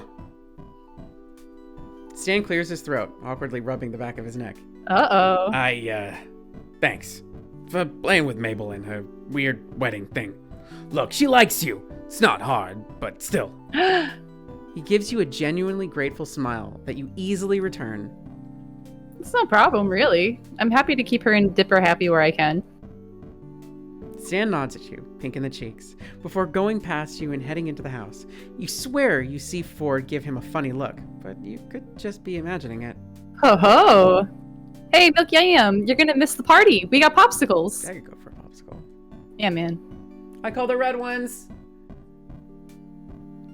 Pineapple ones are mine. I call dibs. But the pineapple ones are the best ones. Mabel and Stan wrestle over a yellow popsicle while Dipper contentedly unwraps a red one, holding it above his head and out of Gomper's way.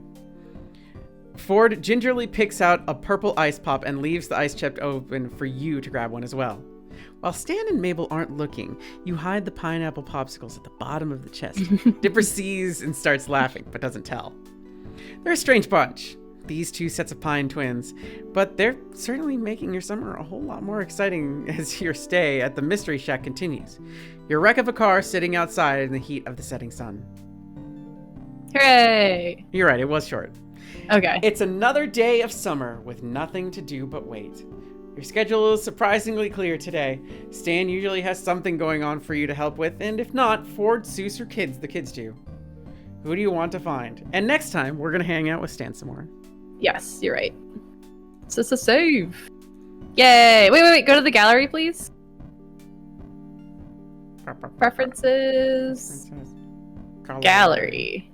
And yay! We got one! Yay! We're doing it! We're doing it! Look at this. Ready? Ba. Look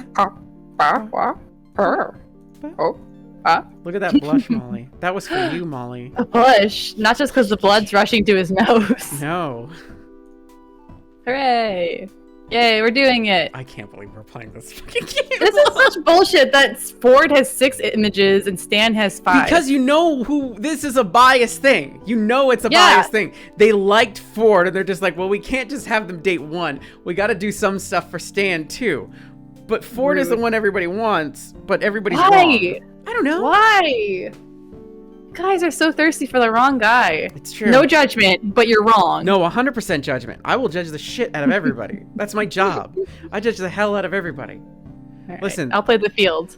You can play the field, but I have opinions. That's fair. Listen. No personal judgment, but you're wrong. Like I said, I've said this a million times in a million different scenarios. Go for it. Click on the Stan gallery pic real quick. This one. Look at this face and tell me you like Stanford. Where's the Seuss run of this game? Yeah. Did you see? They did these like little promos where it's like Seuss Grunkle fan fiction. Have you seen those? What the fuck? No. I'm gonna send you them. They're so fucking funny. And I mean, they're like paper puppets. Like somebody made like a bunch of them, but they're like they were done after the show was done. So it's clearly like some intern had made them, or like you do this really quick. It's fine. So they're like a lot of it is tracings from the show, But there's like a part where like I can't remember where they are, but like Ford and Stan are on a beach, and so they already have a screenshot of Stan from the pool wearing a swimsuit in a chair. So that one's like pretty good. And then for Ford, they put him in a red Speedo, but he's still wearing his like gun holster across his chest, and he's wearing that's valid and fair. He's wearing his duster jacket on top of that. And it's so funny when like Seuss is narrating it. I'll send you to them when we're done here. Molly, What? I can't believe you convinced me to play this game with you. Why? This is fun. It is fun. We're having a fun. What is happening here? We're having a fun time. What is happening here?